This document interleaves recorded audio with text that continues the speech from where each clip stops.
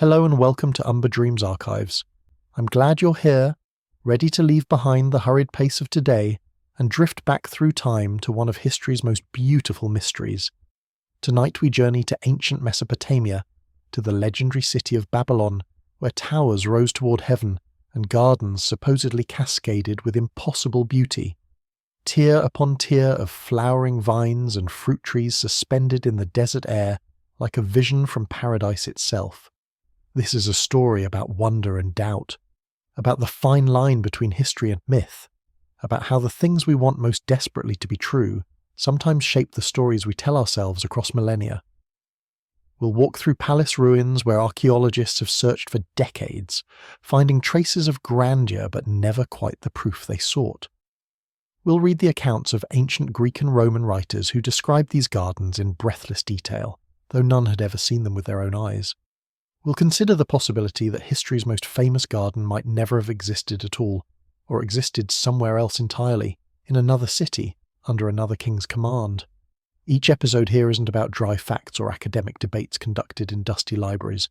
It's about the human need for beauty in harsh landscapes, about queens and kings and the gifts we imagine love can build. It's about archaeologists spending lifetimes searching desert sands for evidence of miracles, about how stories change as they pass from culture to culture, language to language, century to century. It's about why we keep searching for gardens that may exist only in collective memory, and what that search reveals about our own longing for lost wonders. So settle in. Let your breathing slow. Tonight we search together for phantom gardens suspended between earth and sky, between history and legend, between what was and what we desperately wish had been. In the 6th century before the Common Era, Babylon stood as the greatest city the world had ever known, a sprawling metropolis rising from the flat plains of Mesopotamia where the Euphrates River carved its ancient path toward the Persian Gulf. The city stretched across both banks of the river, connected by a bridge of cedar and cypress, enclosed by walls so thick that chariots could race along their tops, so high that they seemed to challenge the very heavens themselves. King Nebuchadnezzar II ruled this empire at the peak of its glory, having inherited a kingdom from his father and expanded it through military conquest and diplomatic skill until Babylon's influence reached from the Mediterranean coast to the mountains of Persia. He was a builder king, obsessed with architecture and engineering, determined to make his capital the wonder of the age. Under his command, the Ishtar Gate rose decorated with glazed blue bricks and golden bulls. The great ziggurat called Etemenanki climbed skyward in 7 tiers, and the palace complex spread across acres of prime real estate, its halls and courtyards designed to impress foreign ambassadors and remind his own people of their king's divine mandate. The climate was brutal, unforgiving. Summer temperatures soared above 100 degrees, turning the air into a shimmering wave of heat that distorted vision and made even breathing feel like labor. The land was flat, treeless except along the riverbanks, a landscape of sun-baked brick and dusty streets where shade was precious as gold and water meant survival. Rain came rarely, in brief winter storms that turned the streets to mud before the sun returned to bake everything hard again. This was not a place where gardens grew easily, where greenery flourished without constant human intervention and engineering genius. Yet the Babylonians were masters of irrigation, having inherited thousands of years of agricultural knowledge from the Sumerians and Akkadians who had farmed these plains before them. They understood canals and water wheels, shaduf and karnat, all the technologies necessary to bring water from river to field, to transform desert into farmland through human ingenuity and backbreaking labor. The countryside around Babylon bloomed with date palms and barley fields, vegetable gardens and orchards, all fed by an intricate network of channels that distributed the Euphrates waters across the thirsty earth. Into this world of heat and dust and engineering triumph, legend places a garden unlike any other, a stepped mountain of vegetation rising from the palace grounds, planted with trees from distant lands and watered by some miraculous system that lifted river water to impossible heights. Greek and Roman writers would later call it one of the 7 wonders of the ancient world, ranking it alongside the pyramids of Egypt and the lighthouse of Alexandria as achievements that transcended normal human capability and touched something divine. But here's what makes this story strange from the very beginning. The Babylonians themselves are people who love to record their achievements in cuneiform script pressed into clay tablets, who documented building projects and military campaigns and religious ceremonies with obsessive detail, never once mentioned these gardens in any text that has survived to modern times. King Nebuchadnezzar left numerous inscriptions describing his architectural accomplishments, listing the gates he built and temples he restored and walls he strengthened. But nowhere in these royal records does he mention constructing a terraced garden for his queen or anyone else. This silence is deafening. The Babylonians were not modest about their achievements. They carved their victories into stone and pressed them into clay tablets that were baked hard and stored in temple archives, meant to last forever as testimony to royal greatness. They described irrigation projects and defensive fortifications in technical detail. Yet the most spectacular garden ever built, a wonder that supposedly drew visitors from across the known world, goes completely unmentioned in their own extensive records. Instead, the story of the Hanging Gardens comes to us from Greek and Roman sources, written centuries after Babylon's fall, passed down through generations of writers who copied earlier accounts, embellishing as they went, adding details that grew more fantastical with each retelling. These Mediterranean scholars had never seen Babylon at its height. They wrote from distant lands, relying on travellers' tales and earlier texts, trying to imagine a civilization already ancient by their own era, already fading into the realm of legend and myth. So we begin this investigation with a paradox. The most famous garden in history may have left no trace in the records of the people who supposedly built it. Either the Babylonians failed to document their greatest architectural achievement, or the Greeks and Romans attributed to Babylon a wonder that belonged somewhere else, or to no one at all except human imagination and the hunger for stories about impossible beauty rising from harsh landscapes. In the 6th century before the Common Era, Babylon stood as the greatest city the world had ever known, a sprawling metropolis rising from the flat plains of Mesopotamia, where the Euphrates River carved its ancient path toward the Persian Gulf. The city stretched across both banks of the river, connected by a bridge of cedar and cypress, enclosed by walls so thick that chariots could race along their tops, so high that they seemed to challenge the very heavens themselves. King Nebuchadnezzar II ruled this empire at the peak of its glory, having inherited a kingdom from his father, and expanded it through military conquest and diplomatic skill until Babylon's influence reached from the Mediterranean coast to the mountains of Persia. He was a builder king, obsessed with architecture and engineering, determined to make his capital the wonder of the age. Under his command, the Ishtar Gate rose, decorated with glazed blue bricks and golden bulls.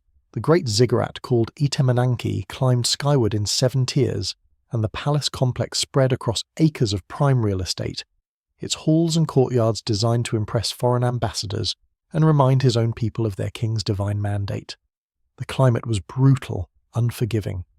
Summer temperatures soared above 100 degrees, turning the air into a shimmering wave of heat that distorted vision and made even breathing feel like labour.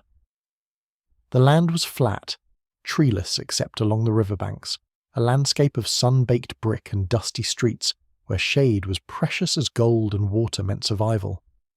Rain came rarely, in brief winter storms that turned the streets to mud before the sun returned to bake everything hard again. This was not a place where gardens grew easily, where greenery flourished without constant human intervention and engineering genius, yet the Babylonians were masters of irrigation, having inherited thousands of years of agricultural knowledge from the Sumerians and Akkadians who had farmed these plains before them. They understood canals and water wheels, shaduf and kanat, all the technologies necessary to bring water from river to field, to transform desert into farmland through human ingenuity and backbreaking labour.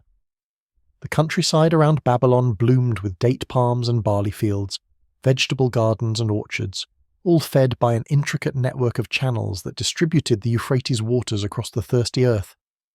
Into this world of heat and dust and engineering triumph, legend places a garden unlike any other. A stepped mountain of vegetation rising from the palace grounds, planted with trees from distant lands and watered by some miraculous system that lifted river water to impossible heights. Greek and Roman writers would later call it one of the 7 wonders of the ancient world, ranking it alongside the pyramids of Egypt and the lighthouse of Alexandria as achievements that transcended normal human capability and touched something divine. But here's what makes this story strange from the very beginning.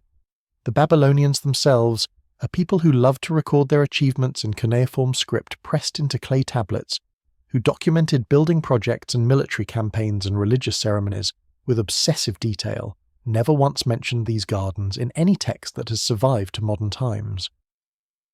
King Nebuchadnezzar left numerous inscriptions describing his architectural accomplishments, listing the gates he built and temples he restored and walls he strengthened, but nowhere in these royal records does he mention constructing a terraced garden for his queen or anyone else. This silence is deafening. The Babylonians were not modest about their achievements. They carved their victories into stone and pressed them into clay tablets that were baked hard and stored in temple archives, meant to last forever as testimony to royal greatness. They described irrigation projects and defensive fortifications in technical detail. Yet the most spectacular garden ever built, a wonder that supposedly drew visitors from across the known world, goes completely unmentioned in their own extensive records. Instead, the story of the Hanging Gardens comes to us from Greek and Roman sources written centuries after Babylon's fall, passed down through generations of writers who copied earlier accounts, embellishing as they went, adding details that grew more fantastical with each retelling. These Mediterranean scholars had never seen Babylon at its height. They wrote from distant lands, relying on travellers' tales and earlier texts, trying to imagine a civilization already ancient by their own era, already fading into the realm of legend and myth. The city itself was already legendary among the Greeks, who knew Babylon as a place of exotic wealth and strange customs, of astronomical knowledge and astrological wisdom, of towers that reached toward the stars and kings who claimed divine authority. When Alexander the Great conquered the city in 323 before the Common Era, Greek soldiers walked through streets that had stood for over 1,000 years, gazed upon walls built by dynasties long forgotten, tried to comprehend the accumulated weight of history that pressed down upon every sun-baked brick. So we begin this investigation with a paradox. The most famous garden in history may have left no trace in the records of the people who supposedly built it. The first whispers of doubt about the Hanging Gardens didn't emerge from archaeological excavation or scholarly analysis of ancient texts. They came instead from a growing awareness in the 19th century that something fundamental didn't add up, that the beautiful story everyone had believed for millennia contained troubling gaps that couldn't be explained away with easy answers or hopeful assumptions. European scholars had long accepted the existence of the gardens as historical fact, treating ancient Greek and Roman descriptions as reliable testimony, despite their authors having lived centuries after Babylon's golden age. The gardens appeared in every list of the Seven Wonders, featured in every history of the ancient world, inspired countless paintings and poems celebrating this triumph of human creativity over harsh nature.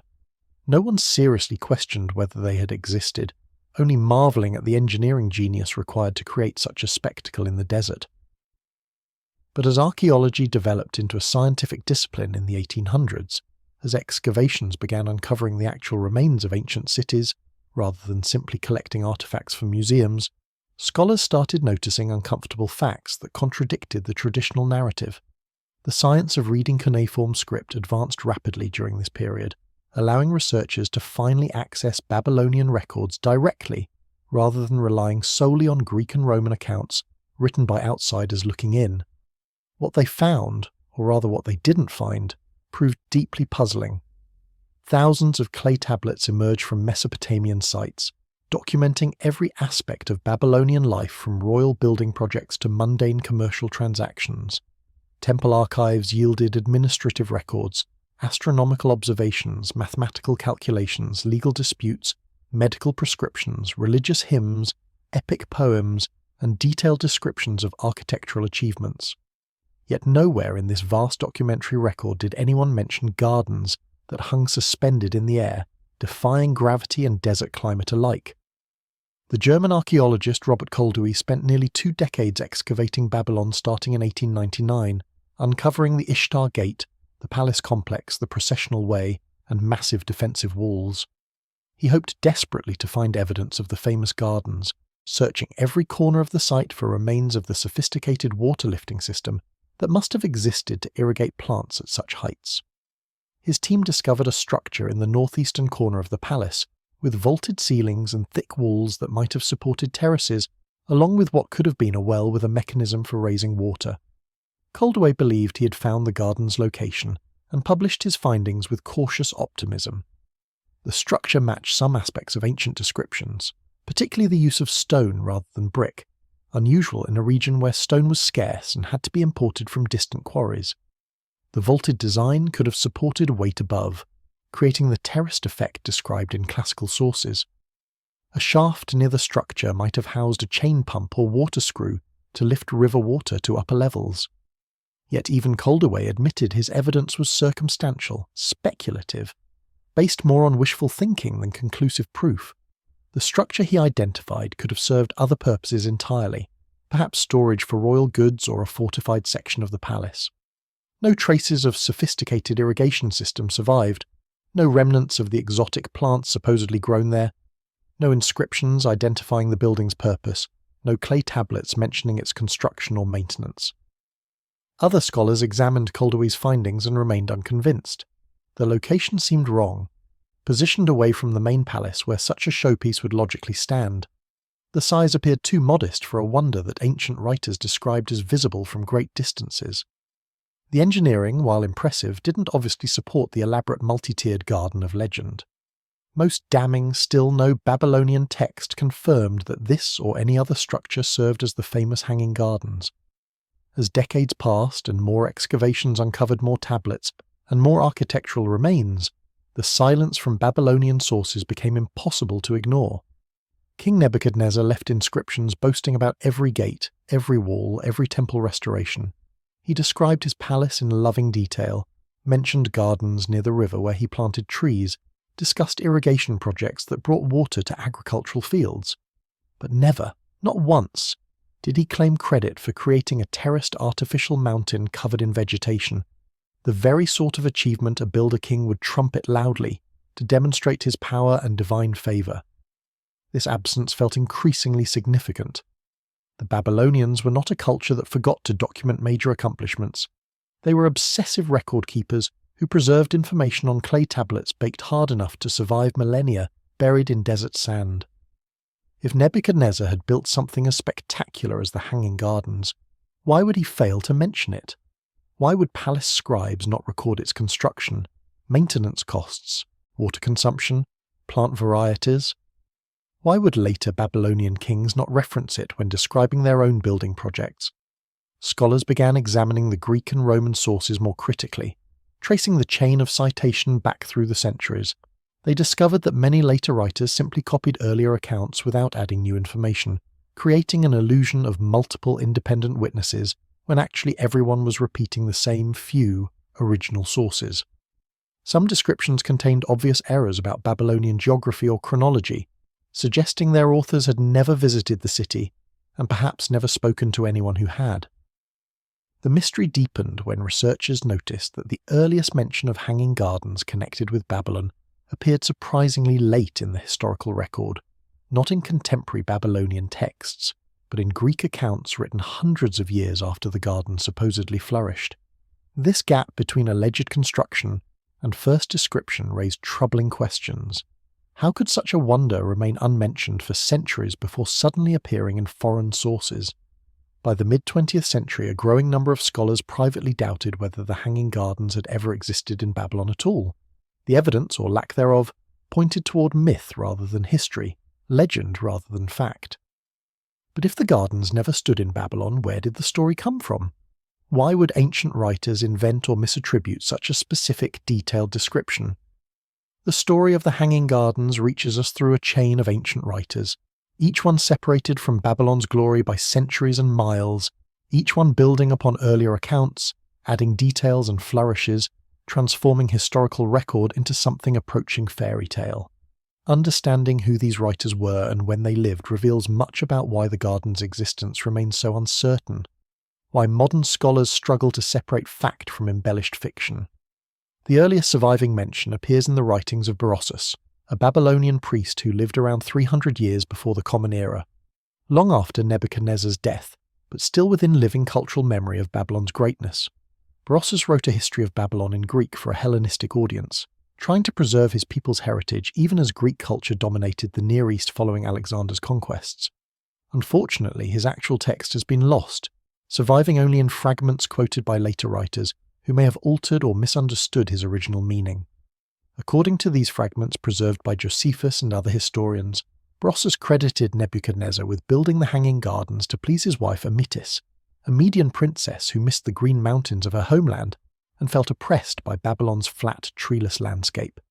The king supposedly constructed an artificial mountain, a series of ascending terraces planted with trees and vines that recalled the lush hillsides of Media, bringing a piece of her homeland to the dusty plains of Mesopotamia as a monument to love and royal power. This romantic origin story proved irresistible to later writers who repeated and embellished it, though the marriage between Nebuchadnezzar and a Median princess may itself be legendary rather than historical. Babylonian records mention no such wife, no diplomatic marriage alliance with Media during Nebuchadnezzar's reign. The story has the feel of invented explanation, a narrative created to answer the question of why any king would undertake such an impractical building project in such an improbable location. Strabo, the Greek geographer writing around the time of Christ's birth, provided one of the most detailed descriptions of the gardens based on accounts he collected from earlier sources. He described a series of vaulted terraces raised one above another, supported by cube-shaped pillars, with the whole structure planted so thickly with large trees of every kind that their branches hung down over the edges, giving the appearance of a verdant mountain. The terraces were supposedly coated with layers of reeds, asphalt, and lead to make them waterproof, then covered with enough soil to accommodate the deepest roots. Water was drawn from the Euphrates River by a screw mechanism or chain pump, lifted to the highest terrace, then allowed to cascade down through all the levels, irrigating plants on every tier before draining away at ground level. Strabo emphasized the enormous expense and technical difficulty of such construction, the tons of earth that had to be brought in, the complex waterproofing required to prevent the entire structure from dissolving under irrigation, the sophisticated mechanical systems needed to raise water continuously to such heights. Diodorus Siculus, another Greek historian writing in the 1st century before the Common Era, added more fantastical details to the picture. He claimed the garden was square, measuring 400 feet on each side, rising in tiers like a theatre with walkways wide enough for chariots. The highest terrace stood at the same level as the city walls, approximately 50 cubits or 75 feet above the ground. He described trees 40 feet tall, with trunks over 10 feet in circumference, creating shade and beauty that seemed miraculous in the desert. Philo of Byzantium, writing around 200 years before the Common Era, included the Hanging Gardens in his treatise on the Seven Wonders, calling them paradise suspended in the air, gardens that hung from above like curtains. His account emphasized the aesthetic impact, the overwhelming impression of lush vegetation floating impossibly in space, defying the natural order through human ingenuity and determination. He suggested the gardens were visible from great distances, a landmark that announced Babylon's glory to approaching travelers. Yet the more closely scholars examined these accounts, the more problems emerged. None of these writers had visited Babylon during its period of greatness. Strabo lived 6 centuries after Nebuchadnezzar, Diodorus 5 centuries, Philo at least 3. They wrote from hearsay, from earlier texts now lost, from travellers' tales passed through multiple languages and cultural contexts. They described a city already fallen, a civilization already faded into legend, trying to imagine wonders they could never witness personally. Moreover, their descriptions contained contradictions and impossibilities that suggested invention rather than observation. The dimensions varied wildly from writer to writer. Some placed the gardens inside the palace, others outside the city walls. The engineering details they provided wouldn't actually work, requiring water pressure and pump technology beyond what ancient Mesopotamians possessed. The plant species they mentioned included varieties that couldn't survive Babylon's climate even with constant irrigation. Most tellingly, earlier Greek writers who definitely visited Babylon or lived closer to its era of dominance never mentioned the gardens at all. Herodotus, the father of history, travelled through Mesopotamia in the 5th century, before the Common Era, and wrote extensively about Babylon's walls, gates, and religious practices, but said nothing about hanging gardens. Ctesias, a Greek physician who lived at the Persian court in the 4th century before the Common Era and had access to Persian royal records, described Babylon without mentioning this supposed wonder. This earlier silence proved as significant as the later detailed descriptions. If the gardens existed during Babylon's height, why would contemporary or near-contemporary Greek observers fail to mention them? Why would the feature appear only in sources written hundreds of years later, after the city had fallen into ruin and direct knowledge had faded into rumour and legend? The ancient writers spoke confidently, describing the gardens with specificity and wonder, but their testimony, examined critically, revealed more about Greek and Roman fascination with exotic Eastern civilizations than about historical reality. They told a story audiences wanted to hear about impossible beauty created through royal love and engineering genius, about human triumph over nature's limitations, about wonders that justified ranking ancient Babylon alongside Egypt and Greece in the pantheon of great civilizations. Whether that story described something real or something imagined remained unclear. The ancient writers spoke, but their voices echoed through centuries of distance and cultural translation, making it nearly impossible to hear the original truth beneath layers of repetition and embellishment.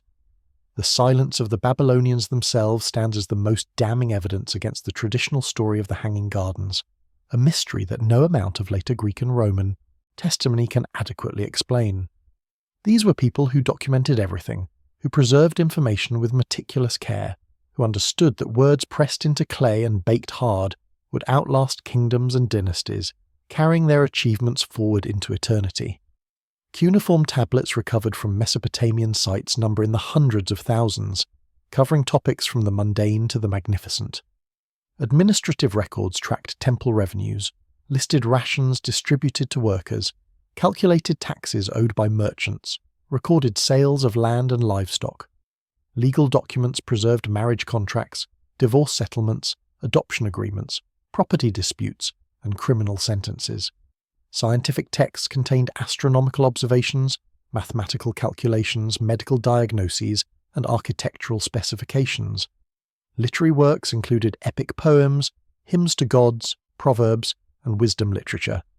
Royal inscriptions boasted of military victories, building projects, and divine favour. This documentary record provides extraordinarily detailed insight into Babylonian life across multiple centuries, allowing modern scholars to reconstruct everything from economic systems to religious beliefs, from agricultural techniques to educational methods. The tablets reveal a civilization deeply concerned with preservation of knowledge, with maintaining continuity between past and future, with ensuring that royal achievements would be remembered forever in words that could not fade or be erased. King Nebuchadnezzar II left numerous inscriptions describing his architectural accomplishments in exhaustive detail. He documented construction of the Ishtar Gate with its glazed bricks depicting dragons and bulls in brilliant blue and gold. He described rebuilding temples throughout Babylon, restoring sanctuaries that had fallen into ruin, renewing the cults of ancient gods. He boasted about strengthening the city's defensive walls, making them so thick and high that no enemy could breach them. He mentioned creating a palace worthy of his station, with courtyards and halls designed to awe visiting ambassadors. He even mentioned gardens, but not the hanging gardens of legend. In one inscription, Nebuchadnezzar described planting a grove near the palace with various trees, creating a green space for relaxation and enjoyment. This garden was apparently located on the flat ground near the Euphrates, designed in traditional Mesopotamian style, with straight paths and geometric flower beds. It was beautiful and expensive, requiring imported plants and sophisticated irrigation, but it was not an artificial mountain of terraced vegetation defying gravity and desert climate. Why would a king so concerned with documenting his achievements fail to mention the most spectacular building project of his reign?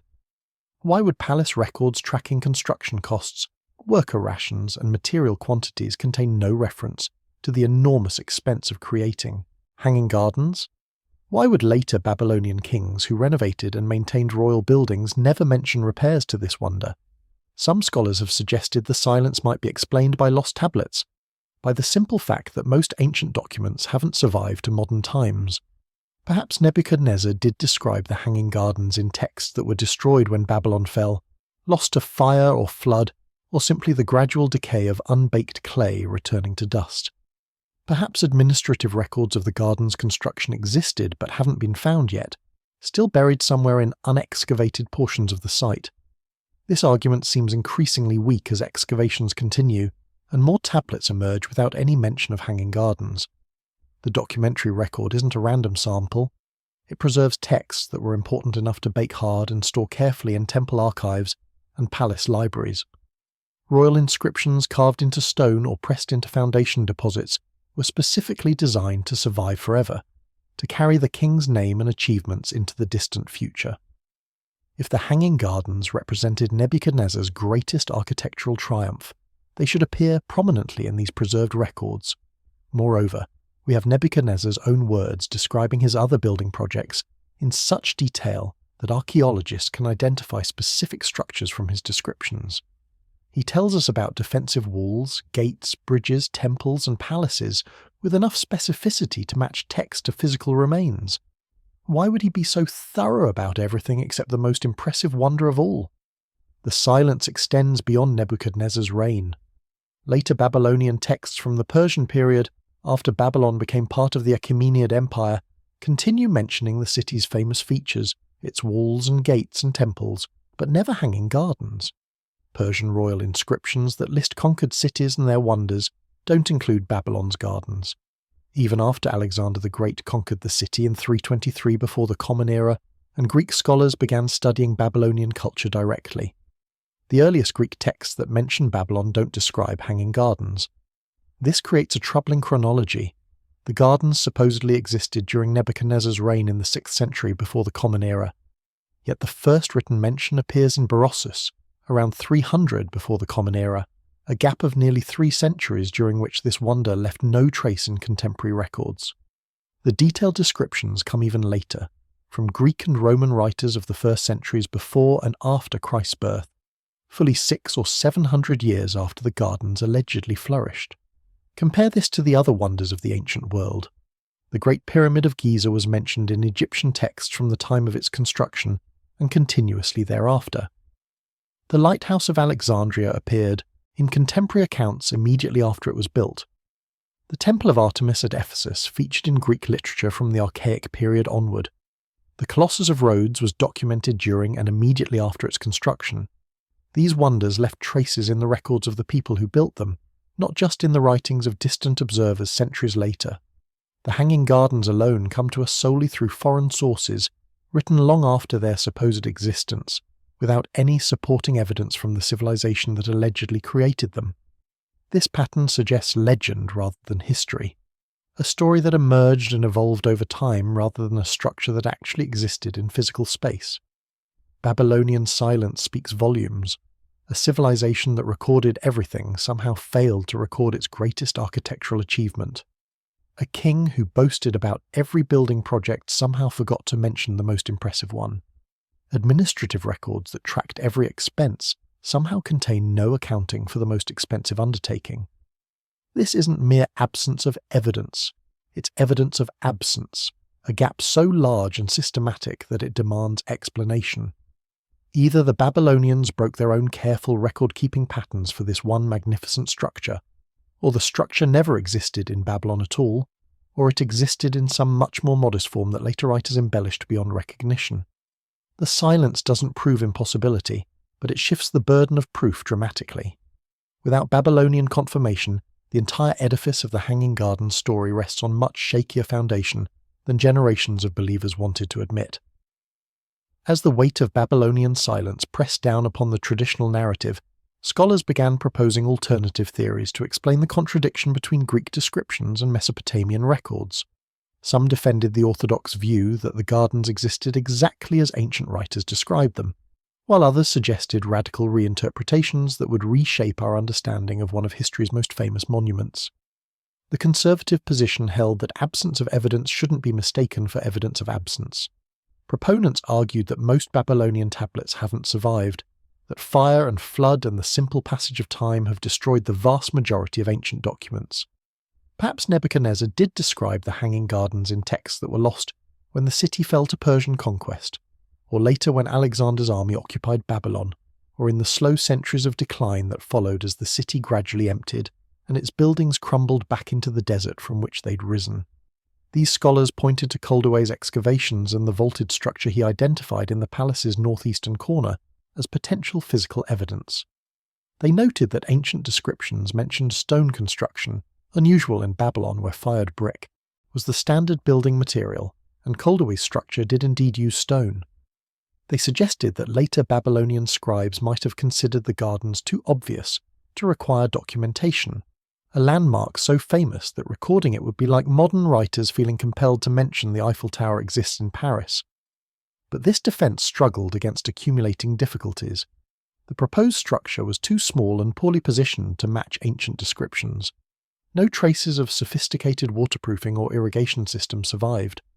Most importantly, the idea that Babylonians would fail to document something because it was too famous contradicted everything we know about their obsessive record-keeping. They documented famous temples, famous walls, famous gates. Fame didn't lead to silence. It led to more documentation, not less.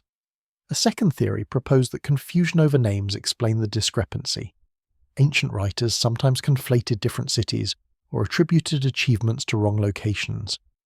Perhaps hanging gardens existed somewhere in the Babylonian Empire but not in Babylon itself, and later Greek writers mistakenly placed them in the capital city because that's where such wonders ought to be. A provincial governor or minor king might have created impressive terraced gardens that grew in reputation as stories travelled, eventually becoming attached to Nebuchadnezzar and his famous capital through narrative convenience. This explanation had merit but lacked specificity. Where exactly were these misplaced gardens? Which other Mesopotamian city possessed the wealth and engineering capability to create such a structure? Ancient sources didn't mention hanging gardens anywhere else in the region. The theory required inventing not just one undocumented wonder, but two. The actual gardens, wherever they stood, and the process by which they became misattributed to Babylon.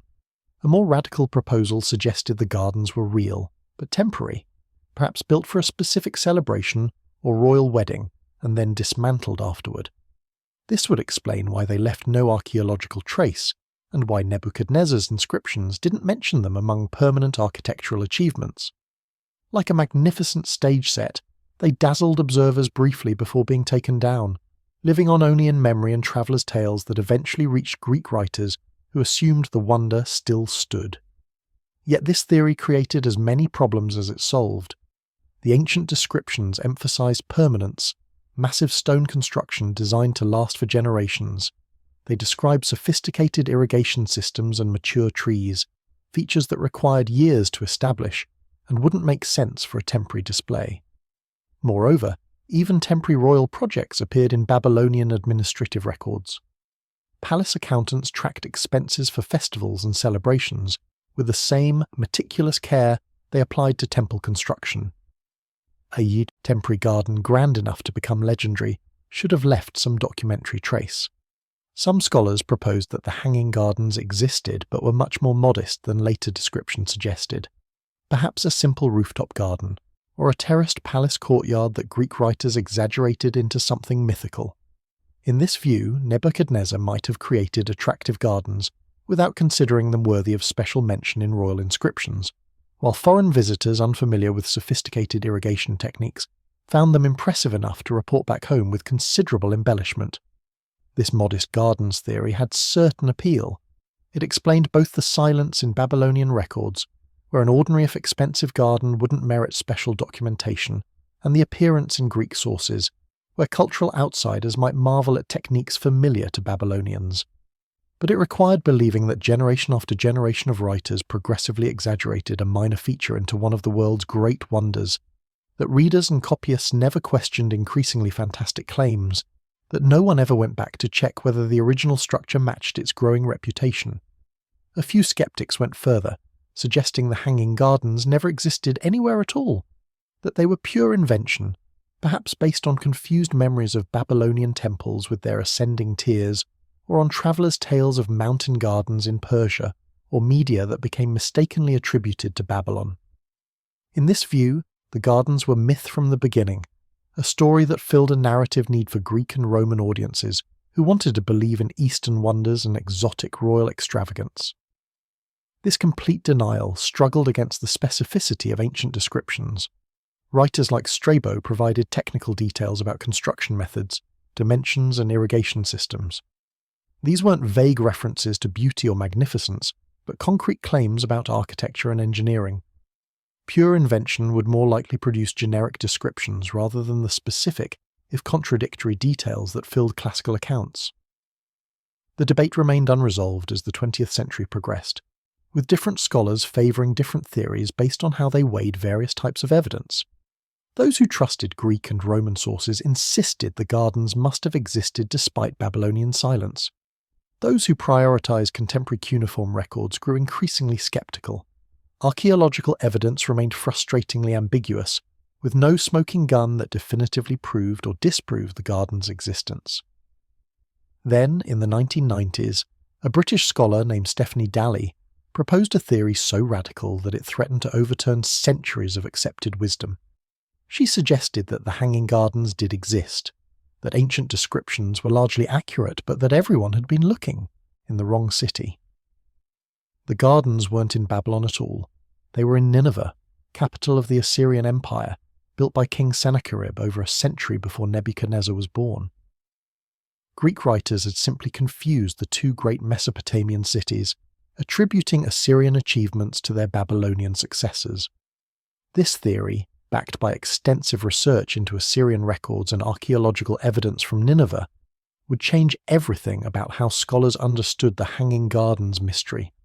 It offered answers to questions that had puzzled researchers for generations, but it also required accepting that one of history's most famous monuments had been misidentified for over 2,000 years, that everyone from ancient writers to modern archaeologists had been searching in the wrong place for the wrong king's creation.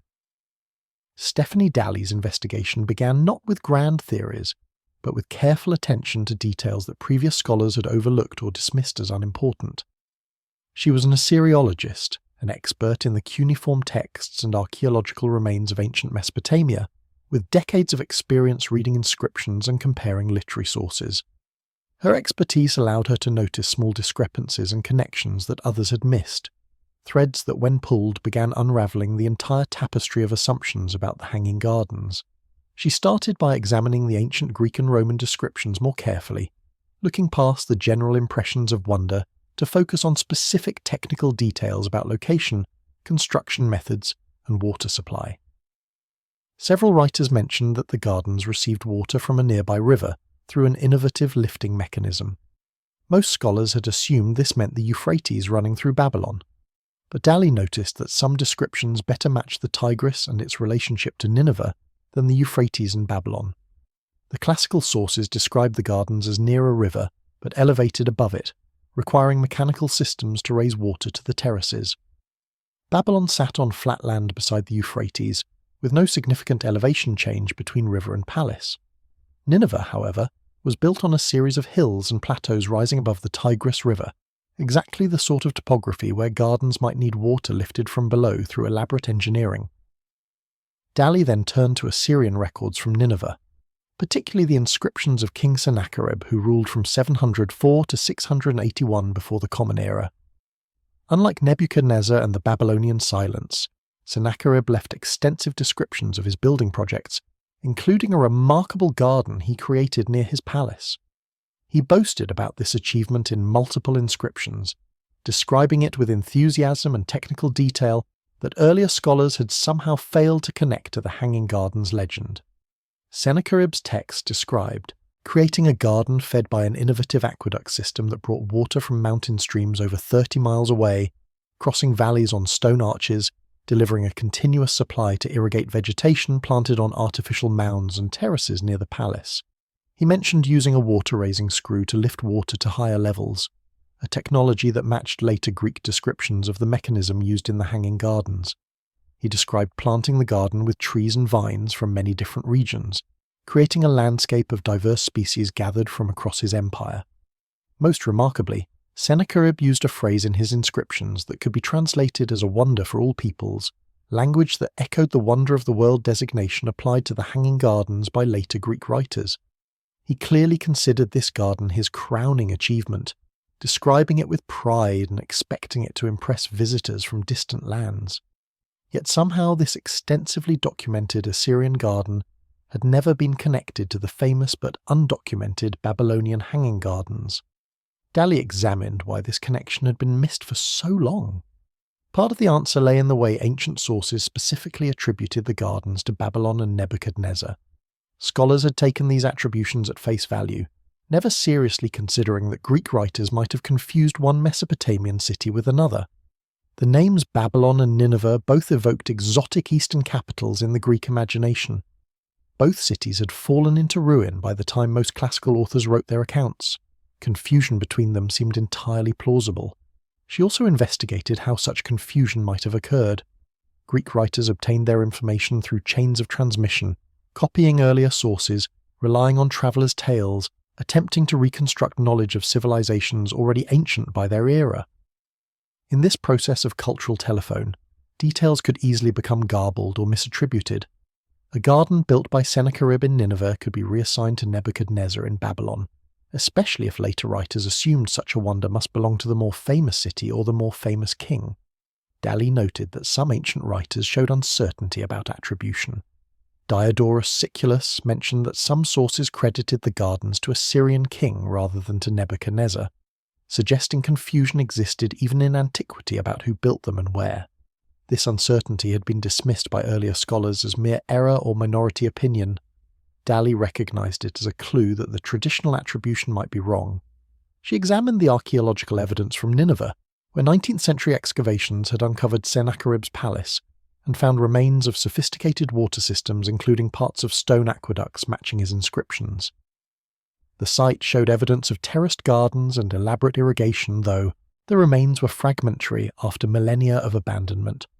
The topography perfectly matched descriptions of gardens rising in tiers, with water brought from higher elevations through channels and lifted to upper levels through mechanical means. Comparing the physical evidence from Nineveh with the absence of evidence from Babylon, Dalley found the contrast striking. Everything that Greek writers described could be matched to features that Sennacherib documented building in Nineveh. Nothing they described had been conclusively found in Babylon despite extensive excavation. The simplest explanation was that the gardens existed in Nineveh, not Babylon, and had been misattributed by later writers who confused the two cities. Dalley investigated the water-raising technology mentioned in both Sennacherib's inscriptions and Greek descriptions of the hanging gardens. Sennacherib specifically mentioned using a screw to raise water, describing it with a phrase that could be translated as water screw or spiral device. This matched remarkably well with later descriptions by Philo and Strabo of an Archimedean screw used in the hanging gardens, a mechanism that lifted water through a turning spiral enclosed in a cylinder. Previous scholars had assumed the Archimedean screw was named for the Greek mathematician Archimedes, who lived in the 3rd century before the Common Era, making it too late for Nebuchadnezzar's era.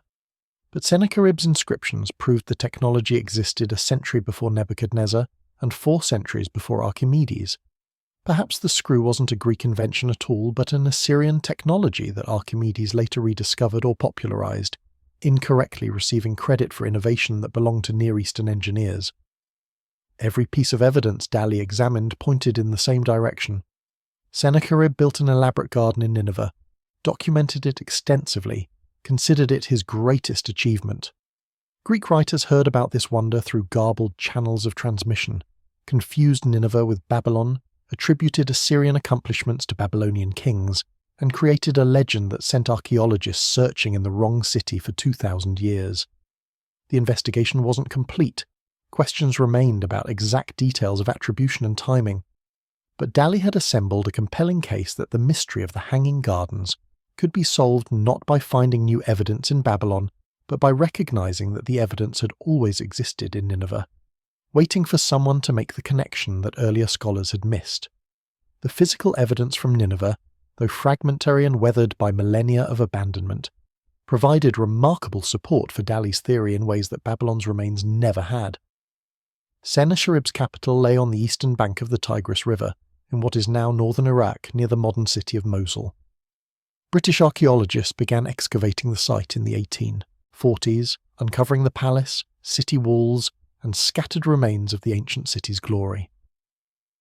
Among the most impressive discoveries were the remnants of Sennacherib's aqueduct system, an engineering marvel that brought fresh water from mountain streams over 30 miles away. The main channel followed the contours of the land, sometimes carved into bedrock, sometimes built on stone embankments, maintaining a gentle downward grade that allowed gravity to move water steadily toward the capital. At one point it crossed a valley on stone arches, creating what may have been the first true aqueduct bridge in history, predating famous Roman examples by centuries. Inscriptions found along the aqueduct's route confirmed Sennacherib's authorship and described his pride in the achievement. He boasted about the technical sophistication required, the tons of stone quarried and moved, the precision engineering that maintained proper water flow over such distance through varying terrain. He specifically mentioned that this water supply fed gardens near his palace, allowing him to grow plants that normally required more rainfall than Nineveh's climate provided. At Jerwan, about 50 miles from Nineveh, archaeologists found the best preserved section of the aqueduct, where it crossed a valley on a structure over 300 yards long and 30 feet high. The engineering showed remarkable sophistication, with multiple arches supporting a stone channel that once carried millions of gallons of water. Sennacherib's inscriptions at this location described the structure's purpose and boasted about making the water flow like a river through the air, imagery that closely matched later Greek descriptions of water cascading through the hanging gardens. Near the palace at Nineveh itself, excavations revealed evidence of terracing and sophisticated water distribution systems. The topography naturally created different elevation levels that could support garden terraces without requiring the massive artificial mountains described in some ancient accounts. Water from the aqueduct could be distributed across these terraces through channels and lifted to higher levels through mechanical devices exactly as Greek writers described. Reliefs carved on palace walls depicted lush gardens surrounding Sennacherib's residence, showing trees, vines, and flowers in carefully designed landscapes. Some reliefs showed the aqueduct system bringing water from distant mountains, illustrating the engineering that made the gardens possible. These images matched the spirit of Greek descriptions, showing gardens that seemed impossibly verdant for the local climate, made possible only through extraordinary royal investment in water infrastructure. Sennacherib's inscriptions described planting his gardens with species collected from throughout his empire and beyond, gathering botanical specimens from conquered territories and distant trading partners. He mentioned cotton plants from India, trees from Anatolia, vines from the Mediterranean coast, creating a living museum of vegetation that demonstrated his power to command resources from the known world. This matched Greek accounts that emphasized the garden's exotic plant collections drawn from many lands. The king described his garden in terms that showed deep personal engagement, not just royal boasting. He wrote about walking among the trees, listening to birds that nested in the branches, watching water flow through channels he had designed. He mentioned the pleasure these gardens brought him, the sense of accomplishment in creating beauty through technical mastery. This wasn't a garden built as a gift for a homesick wife. It was a king's personal project, his monument to himself, his demonstration that Assyrian engineering could transform nature. Archaeological surveys of the wider region around Nineveh revealed an extensive network of canals and channels that Sennacherib constructed to manage water throughout the area.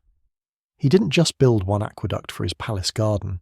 He engineered an entire water management system that increased agricultural productivity, filled artificial lakes for recreation, and demonstrated royal control over the life-giving resource in a semi-arid climate.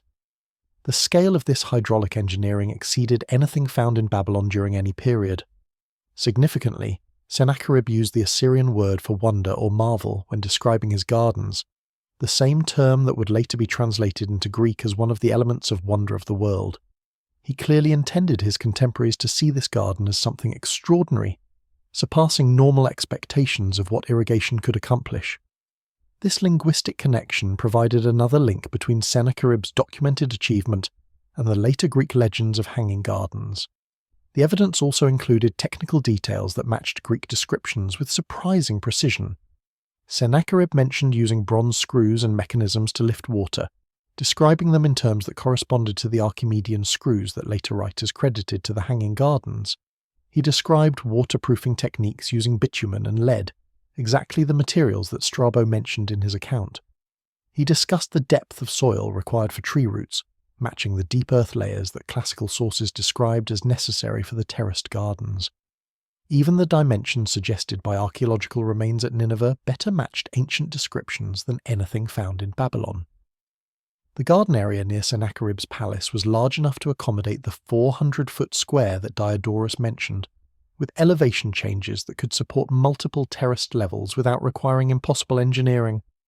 The water supply from the aqueduct was sufficient to irrigate the acreage that sources described, something that would have been difficult to achieve in Babylon using only water lifted from the Euphrates.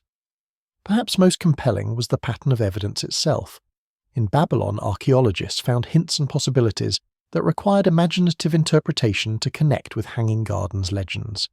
In Nineveh, they found explicit documentary evidence of a king building spectacular gardens through innovative water engineering, physical remains of that water system, reliefs depicting the gardens, inscriptions describing the achievement with pride, and a topographical situation that matched classical descriptions. The contrast couldn't be starker. The evidence wasn't perfect. Millennia of abandonment, looting, and weathering had destroyed much of the ancient city. Later, Islamic construction on the site had disturbed earlier remains. The gardens themselves, being composed of organic materials and earth, had left fewer traces than stone palaces and temples. But what survived pointed consistently toward Nineveh as the true location of the famous gardens, toward Sennacherib rather than Nebuchadnezzar as their creator. The revelation that the Hanging Gardens might actually be Sennacherib's creation in Nineveh rather than Nebuchadnezzar's gift in Babylon opened questions that went far beyond simple misidentification. It exposed something deeper about how history is written, remembered, and transformed as it passes through cultural filters and across centuries of telling and retelling.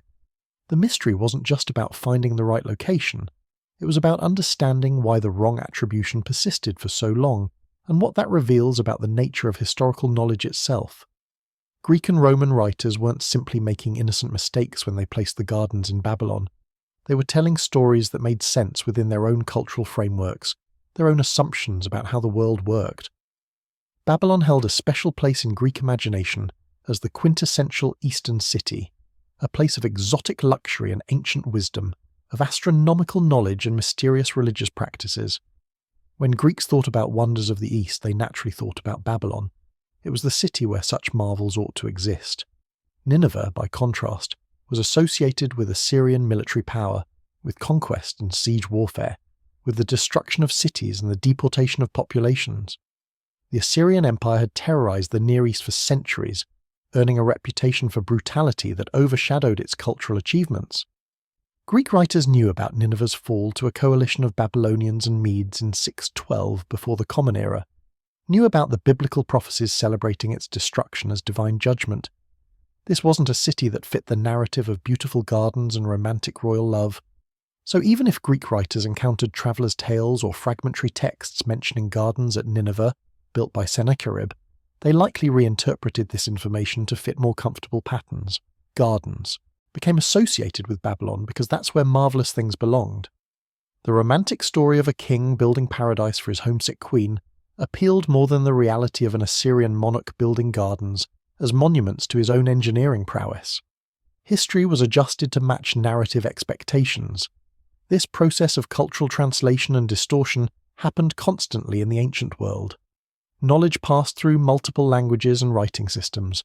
Cuneiform texts written in Akkadian were translated or summarized into Aramaic, then perhaps into Greek or Latin.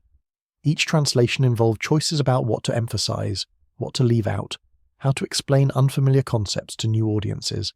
Details could easily shift, become confused, or be deliberately altered to make better stories. The deeper mystery revealed how fragile historical knowledge becomes across time and cultural distance. Sennacherib's gardens were extensively documented in their own era by the people who built them.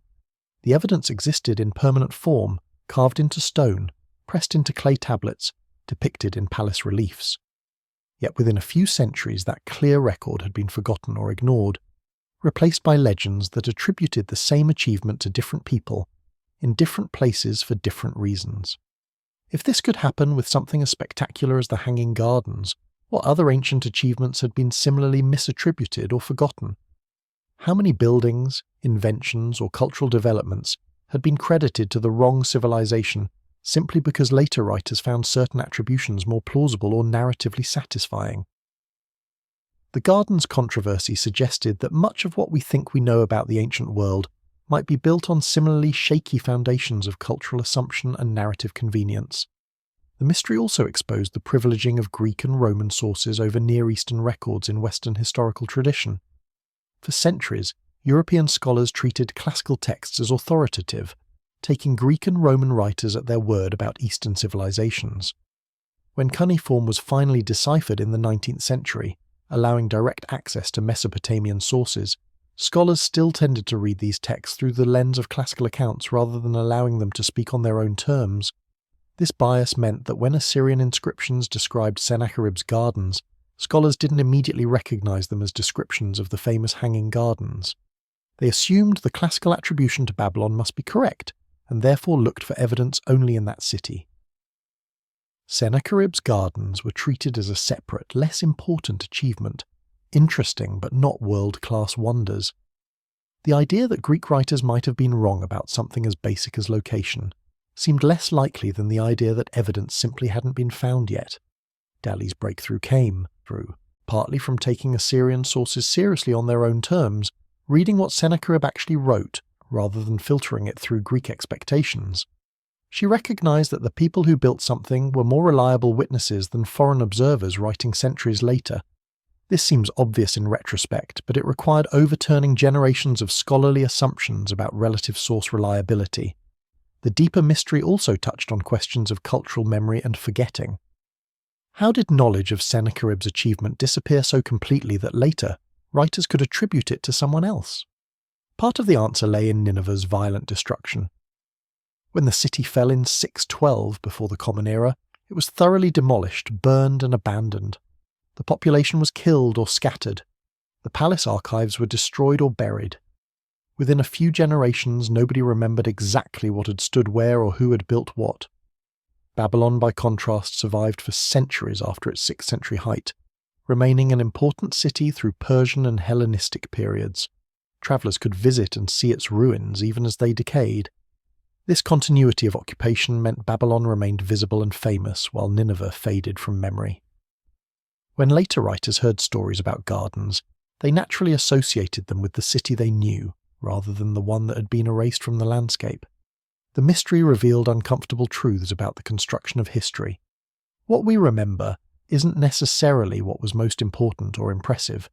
It's what fits the stories we want to tell, what survives through chains of cultural transmission, what gets written down by people with power to shape narratives. The Hanging Gardens became Babylonian not because Babylon built them, but because Greek and Roman writers needed them to be Babylonian for their accounts of Eastern wonders to make sense. This realization cast doubt on other confidently asserted historical facts. If scholars could be wrong about something as famous as the Hanging Gardens for over 2,000 years, what else might be wrong? How many other legends, attributions, and accepted truths were built on cultural assumptions rather than solid evidence? The garden's mystery wasn't just about one misplaced monument. It was about the fundamental unreliability of historical knowledge passed through multiple filters of cultural interpretation. Yet paradoxically, the mystery also demonstrated that truth could still be recovered even after millennia of confusion.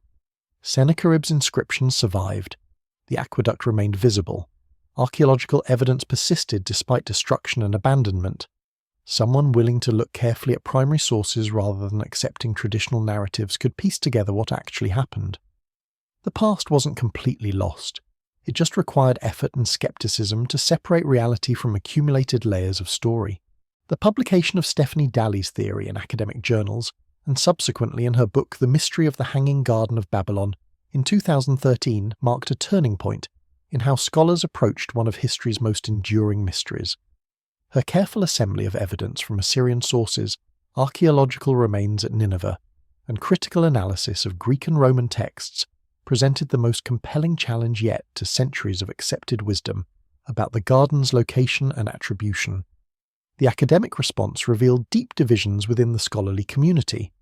Some researchers embraced Dalley's argument enthusiastically, relieved to finally have an explanation that resolved the troubling silence in Babylonian records and matched documentary evidence with physical remains.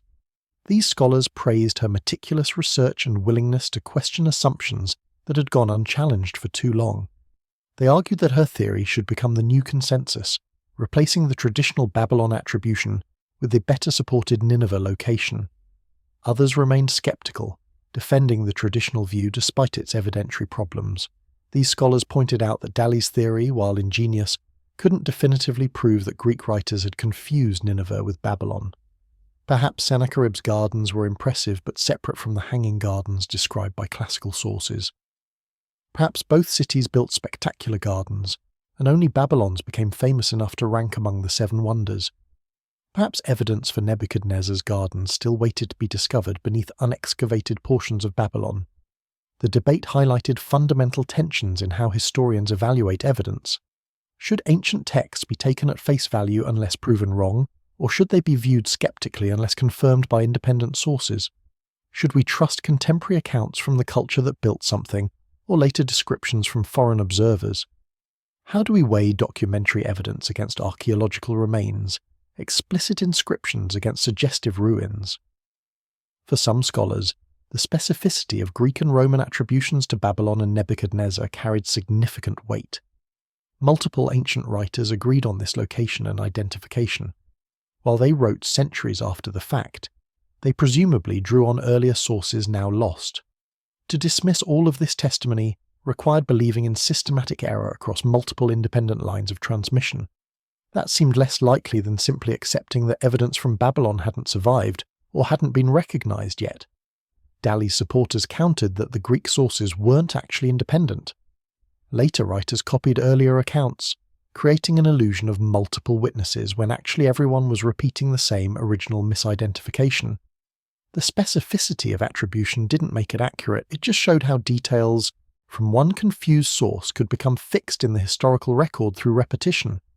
The real weight of evidence came from contemporary Assyrian sources that explicitly described Sennacherib building exactly the sort of gardens that later writers attributed to Nebuchadnezzar.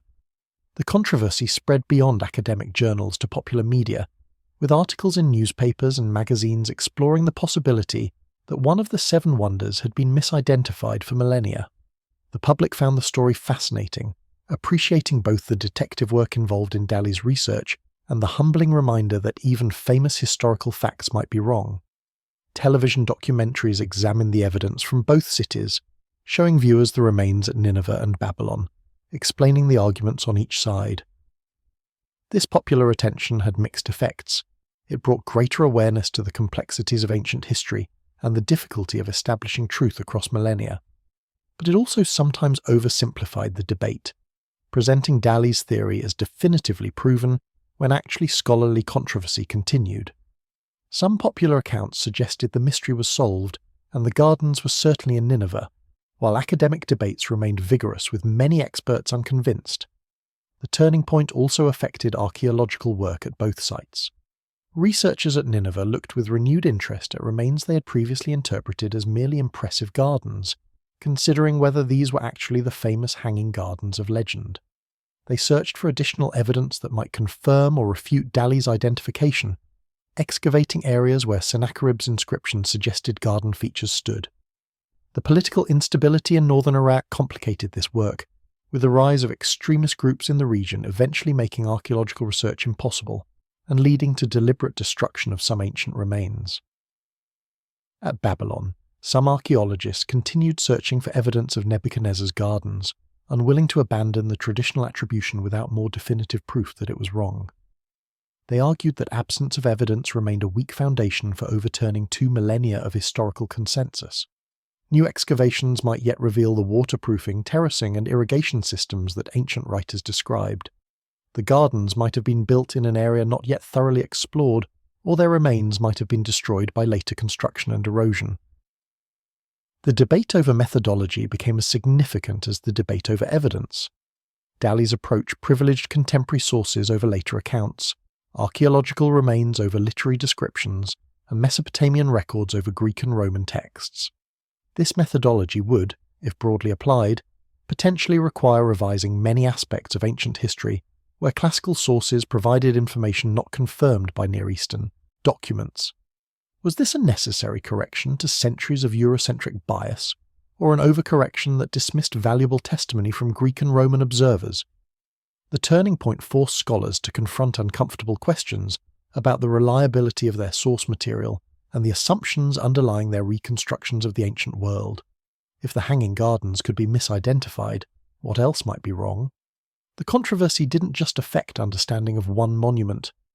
It raised broader issues about how history is written, whose voices are privileged, which sources are trusted, and how we distinguish between fact and legend when both come wrapped in the same ancient texts. For the general public, the turning point meant that one of history's most romantic legends became a genuine mystery again rather than a settled fact. The Hanging Gardens might be in Nineveh, built by a brutal Assyrian conqueror for his own glory, or they might be in Babylon, built by a king for his homesick queen, or they might never have existed at all, a beautiful fiction that tells more about human longing for lost wonders than about any actual ancient structure. The uncertainty was unsettling but also liberating, a reminder that history remains open to revision when new evidence emerges or old evidence gets re-examined with fresh eyes. The misidentification of the Hanging Gardens, if Dalley's theory proves correct, offers a remarkable case study in how historical information degrades and transforms as it passes through centuries and crosses cultural boundaries. Understanding this process reveals much about the nature of historical knowledge itself, and why even seemingly well-documented facts can prove unreliable when examined closely. The consequences of this misattribution rippled through 2 millennia of scholarship, art, and popular imagination.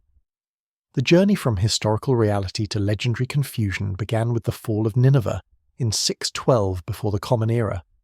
The city's destruction was thorough and violent, celebrated in biblical prophecy as divine judgment against Assyrian cruelty. The prophet Nahum had declared that Nineveh would be made desolate, empty, waste, and his words proved accurate.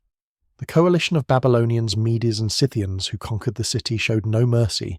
They burned the palaces, demolished the walls, scattered the population, and left the ruins to gradual burial under wind-blown sand and seasonal floods. This complete annihilation meant that within a generation or two, detailed knowledge of Nineveh's layout, architecture, and specific achievements began fading from collective memory. The people who had lived there were dead or dispersed. The archives that documented Sennacherib's building projects were destroyed or buried. Travellers who passed the ruined site might see crumbling walls and scattered bricks, but couldn't identify what specific structures had once stood where. The city became a cautionary tale, about pride and downfall rather than a place of remembered wonders. Babylon, meanwhile, survived and even flourished. Nebuchadnezzar transformed it into the magnificent capital that impressed all who saw it during the 6th century before the Common Era. When Persia conquered Babylon in 539 before the Common Era, the transition was relatively peaceful, and the city continued functioning as an important administrative centre. Under Persian rule, Babylon remained a cosmopolitan crossroads where merchants, diplomats, and scholars from across the empire gathered and exchanged information. This continuity meant that knowledge of Babylon's features, both real and exaggerated, stayed alive in oral tradition and written accounts. Greek contact with both cities came primarily through this Persian period, and later through Alexander's conquests. Greek travellers, merchants, and eventually scholars visited Babylon or heard accounts from those who had. They learned about the city's famous walls, its temples and ziggurats, its reputation as a centre of ancient learning. They heard stories about its past glory under Nebuchadnezzar, stories that may have already incorporated legendary elements alongside historical facts. Nineveh, by contrast, was already long-ruined rubble that few Greeks visited or knew much about beyond vague awareness that an Assyrian capital had once stood somewhere in Upper Mesopotamia. When Greeks began compiling lists of world wonders and collecting accounts of remarkable achievements in distant lands, they naturally focused on places they knew or had heard described in detail. Babylon fit this category. Nineveh did not. If travellers' tales mentioned spectacular gardens in Mesopotamia, Greeks would assume these gardens stood in Babylon, the famous city, rather than in half-forgotten Nineveh. The mental map of the ancient world that Greeks carried made Babylon the obvious location for Eastern marvels. The linguistic journey also contributed to confusion. Information passed from Akkadian or Aramaic into Greek through multiple intermediaries, each translation involving choices and interpretations. Technical terms for architectural features might be misunderstood or approximated. Geographic references could be vague or misinterpreted. The phrase for garden of the king in one language might become hanging garden through translation, While palace at Nineveh might transform into palace at Babylon if a scribe assumed the latter was meant, or if a later copyist corrected what seemed like an obvious error. Cultural biases shaped the transmission as well. Greek writers operated within frameworks that assigned certain characteristics to certain places. Babylon represented ancient wisdom, exotic luxury, and monumental architecture. Assyria represented military power and imperial ruthlessness. When Greeks encountered accounts of gardens that demonstrated both aesthetic sophistication and engineering brilliance, they mentally filed this information under Babylon rather than Assyria because it matched their preconceptions about what each civilization valued and excelled at creating. The romantic backstory about Nebuchadnezzar building gardens for his homesick Median wife probably emerged during this period of Greek cultural processing. The story explained why a king would undertake such an impractical project, adding human motivation to technical achievement. It appealed to Greek sensibilities about love, loss, and royal power. Whether this story had any basis in actual Babylonian tradition or was pure Greek invention remains unclear, but it became inseparable from the Hanging Gardens legend, repeated by writer after writer until it solidified into accepted history. As centuries passed and the chain of transmission lengthened, each generation of writers relied more on previous Greek accounts than on any direct knowledge of Mesopotamia. Strabo copied from earlier sources, adding his own interpretations. Diodorus Siculus worked from even more distant reports. Philo of Byzantium compiled his list of wonders based on established traditions about what counted as wonderful. Each writer believed he was preserving accurate information, unaware that the original misidentification centuries earlier had sent everyone searching in the wrong direction. The consequence was that by the Roman period, the Hanging Gardens of Babylon had become a fixed fact of world geography and history. They appeared in every compendium of remarkable achievements, every philosophical treatise using them as examples, every educational text teaching students about ancient civilizations. No one questioned the attribution because everyone agreed on it. The very unanimity of sources made skepticism seem unnecessary. Surely so many writers couldn't all be wrong about something so basic as which city contained this famous monument. This false consensus persisted through the medieval period and into the modern era. When European travellers began visiting Mesopotamia in the 17th and 18th centuries, they came with the assumption that the Hanging Gardens must be somewhere in Babylon's ruins. They searched for evidence to confirm what ancient texts described, interpreting ambiguous remains through the lens of Greek accounts. When they found nothing conclusive, they assumed they were looking in the wrong part of the site, or that the gardens had been too thoroughly destroyed to leave identifiable traces. The development of modern archaeology in the 19th and 20th centuries brought more systematic investigation, but didn't immediately break the spell of classical authority. Excavators at Babylon searched diligently for the Hanging Gardens, because that's where they were supposed to be. Meanwhile, excavators at Nineveh catalogued Sennacherib's inscriptions about gardens and aqueducts, but didn't connect these to the famous wonder, because their cultural conditioning told them the Hanging Gardens were Babylonian, not Assyrian. The consequence of this long error, if error it was, extended beyond simple misidentification. It affected how both cities were understood and represented in Western culture. Babylon became associated with impossible beauty and romantic excess, with gardens that defied nature through royal will and engineering genius. Nineveh remained the city of violence and biblical prophecy, its cultural achievements overshadowed by its reputation for brutality. One city got credit for wonders it may not have built, while the other's genuine accomplishments went unrecognized or were attributed elsewhere. The legend's journey through time demonstrated how historical narratives, once established, become remarkably resistant to revision even when evidence suggests they might be wrong. The Hanging Gardens were Babylonian because everyone said so, and everyone said so because earlier sources said so, in a circular chain of citation that substituted repetition for verification. Breaking this cycle required someone willing to question fundamental assumptions and follow evidence wherever it led, even to conclusions that contradicted millennia of consensus.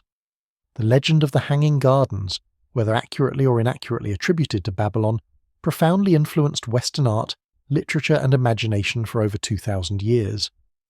The image of terraced vegetation rising impossibly in the desert, of waterfalls cascading through palace gardens, of trees and flowers suspended in air through engineering genius, captured creative minds across centuries and cultures. Artists and writers returned again and again to this theme, making the gardens a symbol of human aspiration, lost beauty, and the triumph of civilization over harsh nature. Renaissance painters imagined the gardens through the lens of their own aesthetic values, creating canvases that showed classical architecture draped with idealized vegetation. These paintings bore little resemblance to actual Mesopotamian design, but captured the emotional essence of the legend, the sense of paradise achieved through human effort. The gardens appeared in backgrounds of biblical scenes, particularly depictions of the Tower of Babel or the Babylonian exile, connecting them to broader narratives about hubris and divine judgment that resonated with Christian audiences. Baroque artists embraced the garden's drama and grandeur, painting vast compositions that emphasized scale and spectacle. Their visions showed enormous stone terraces rising tier upon tier, covered with forests of trees, connected by monumental staircases, with water gushing from elaborate fountains. These images reflected Baroque fascination with power, wealth, and the manipulation of nature through human will. The gardens became symbols of absolute monarchy, of what kings could accomplish when they commanded unlimited resources and labour. Romantic poets of the 18th and 19th centuries found different meanings in the legend. For them, the hanging gardens represented the fragility of human achievement, the inevitable decay of even the most magnificent creations. They wrote elegies about vanished wonders, using Babylon's ruins as metaphors for mortality and the passage of time. The gardens that once dazzled the world had returned to dust, leaving only memories and legends. This melancholy contemplation of lost beauty fit perfectly with romantic sensibilities about ruins, decay, and the sublime. Percy Bysshe Shelley's poem Ozymandias, though ostensibly about an Egyptian pharaoh, captured this romantic fascination with vanished grandeur that the Hanging Gardens also inspired. Other poets explicitly reference Babylon's gardens in verses about paradise lost, empires fallen, and the futility of human pride. The gardens became a standard reference point in poetry, assumed to be familiar to educated readers, employed to evoke specific emotions about beauty, power, and transience. Victorian painters created some of the most enduring visual representations of the Hanging Gardens, influenced by archaeological discoveries in Mesopotamia that provided new details about ancient Near Eastern architecture. Artists like John Martin painted spectacular scenes of ancient Babylon, with imagined reconstructions of the gardens, combining archaeological knowledge with dramatic license. These paintings showed Eastern-style architecture with ziggurat forms and glazed brick decoration, populated with figures in vaguely oriental dress, surrounded by impossible profusions of vegetation. These Victorian images, reproduced in books and magazines, shaped popular imagination about what the Hanging Gardens looked like. They established visual conventions that persist in modern reconstructions, computer animations, and artistic depictions. The stepped terrace form, the combination of stone and vegetation, the sense of vertical gardens rising against desert sky, all derive from these 19th century artistic interpretations based more on Victorian romanticism about the Orient than on actual evidence of how ancient Mesopotamian gardens were designed. Literature beyond poetry also drew on the Hanging Gardens legend. Historical novels set in ancient Babylon featured the gardens as settings for romantic encounters and political intrigue. Adventure stories sent protagonists searching for hidden chambers beneath the gardens, or secret knowledge encoded in their design. Science fiction writers imagined futuristic gardens inspired by Babylonian models, vertical forests in space stations, or domed cities on alien worlds. The gardens became an archetypal image that could be adapted to countless narratives. Children's books included the Hanging Gardens in collections of ancient wonders, presenting them as established historical facts alongside pyramids and lighthouses. These educational texts shaped how generations of young readers understood the ancient world, creating mental images that persisted into adulthood. The simplified accounts emphasized the romantic story of a king building paradise for his homesick queen, making the gardens a symbol of a love's power to transform landscapes and overcome natural limitations. The gardens appeared in philosophical and theological writings as well, used as examples in arguments about human nature, technological progress, or divine creation. Some writers contrasted the Hanging Gardens with the Garden of Eden, seeing Babylon's artificial paradise as humanity's attempt to recreate through engineering what had been lost through sin. Others used the gardens to illustrate arguments about the relationship between civilization and nature, asking whether imposing human order on the natural world represented progress or hubris. Modern popular culture continued finding uses for the Hanging Gardens legend. Films set in ancient times featured reconstructed versions as impressive backdrops. Video games set in Mesopotamia included hanging gardens as level settings or achievement goals. The image appeared on book covers, album art, and advertising, functioning as shorthand for ancient mystery and lost grandeur. Tourism materials for Iraq referenced the gardens despite their uncertain existence, promising visitors connection to legendary wonders. This artistic and literary legacy meant that millions of people formed strong mental images of the Hanging Gardens despite the uncertainty about whether they existed, where they stood, or what they actually looked like. The accumulated weight of 2 millennia of creative interpretation shaped cultural memory more powerfully than historical evidence. The gardens existed in imagination regardless of whether they ever existed in stone and earth, becoming real through the power of repeated telling and artistic representation. The impact extended to how people thought about gardens more broadly. The Hanging Gardens influenced landscape design, with architects and gardeners creating terraced gardens, rooftop gardens, and vertical gardens inspired by the Babylonian model. The concept of bringing nature into urban environments, of using technology to enable vegetation in unlikely places, traced intellectual lineage back to the legendary wonder. Modern green architecture that covers buildings with plants and uses sophisticated irrigation systems represents a contemporary version of the same impulse that supposedly drove Nebuchadnezzar or actually drove Sennacherib. Yet this entire cultural legacy, this vast accumulation of artistic and literary response, might be based on a misattribution, on gardens that stood somewhere else, built by someone else for different reasons. If Dalley's theory is correct, then Western culture has been celebrating and reimagining Assyrian achievement while crediting it to Babylon, has been illustrating and poeticizing Sennacherib's monument while calling it Nebuchadnezzar's creation.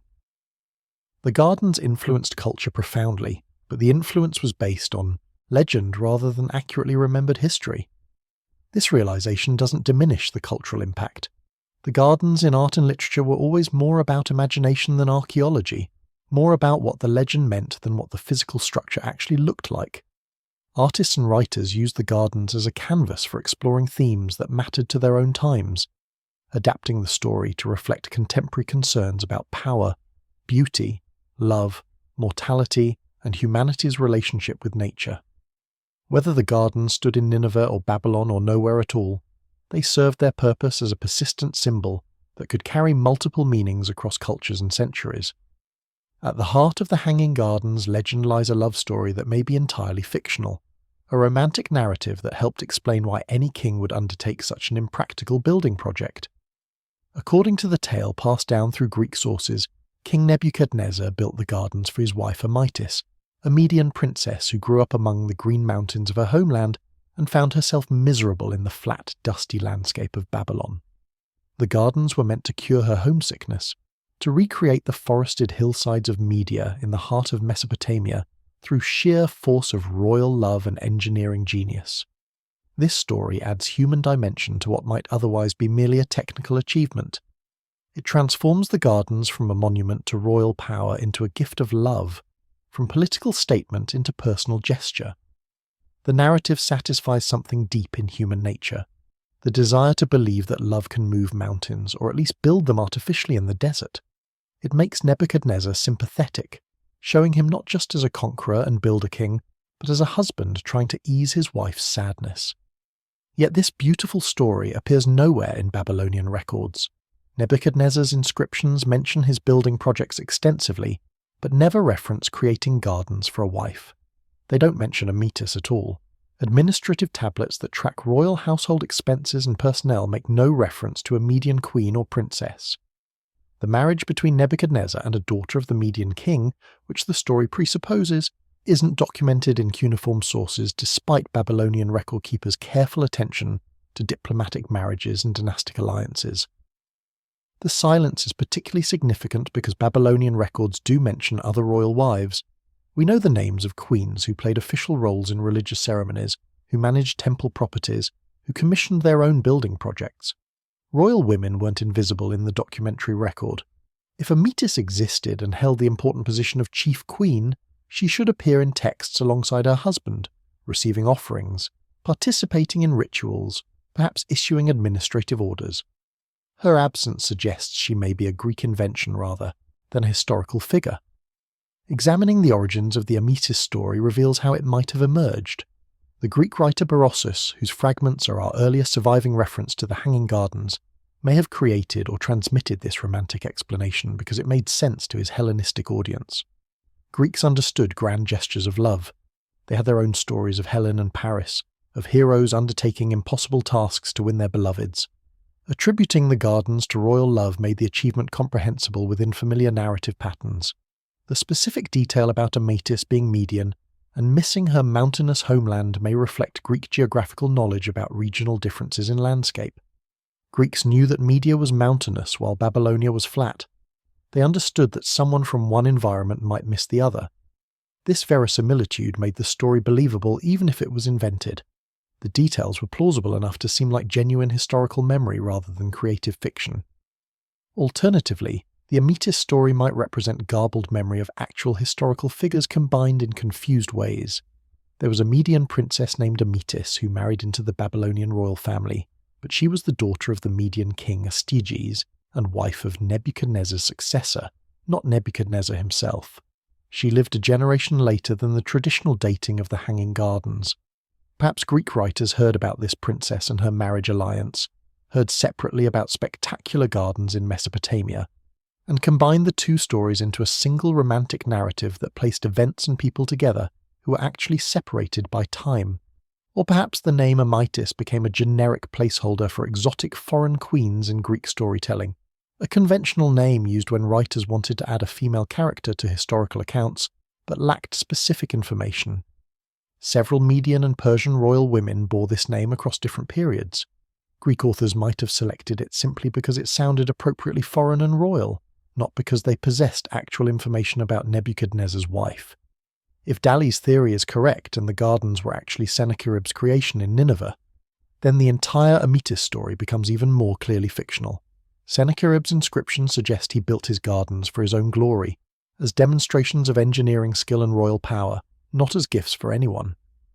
His texts describe personal involvement in garden design, pleasure in walking among the trees, satisfaction in mastering the technical challenges of bringing water from distant mountains. This was a king's project for himself, not a husband's gift for his wife. Yet the absence of Amytis doesn't diminish the human element in the garden story. Real people designed, built, and maintained these structures, whether they stood in Nineveh or Babylon. Engineers calculated water flow and structural loads. Architects planned terrace levels and planting beds. Labourers quarried stone, moved earth, constructed waterproof barriers. Gardeners selected plant species, supervised planting, managed irrigation, pruned trees, harvested fruit. These workers, whose names have vanished from history, were the actual human element behind the wonder. In Sennacherib's inscriptions we catch glimpses of these forgotten people. He mentions bringing specialists from conquered territories to work on his projects, relocating populations to provide labour for his building programs. The gardens required massive human effort, thousands of people working for years to transform landscape through coordinated action. Some worked voluntarily for wages, others worked as forced labour, deported from conquered cities, compelled to build monuments celebrating their own defeat. The gardens, if they existed, represented human capacity for both creation and exploitation. The beauty arose from suffering, the wonder from oppression. The same king who built magnificent gardens also besieged cities, deported populations, boasted of enemy corpses piled like harvest grain. The workers who carried earth and stone, who planted trees and maintained irrigation, did so under threat of punishment if they failed to meet quotas or satisfy royal demands. The human element includes this darker reality alongside the engineering brilliance and aesthetic achievement. For the gardeners who maintained the vegetation, the gardens meant daily labour in a harsh climate. They worked in blazing summer heat, ensuring that water reached every plant, that the delicate balance of irrigation never failed.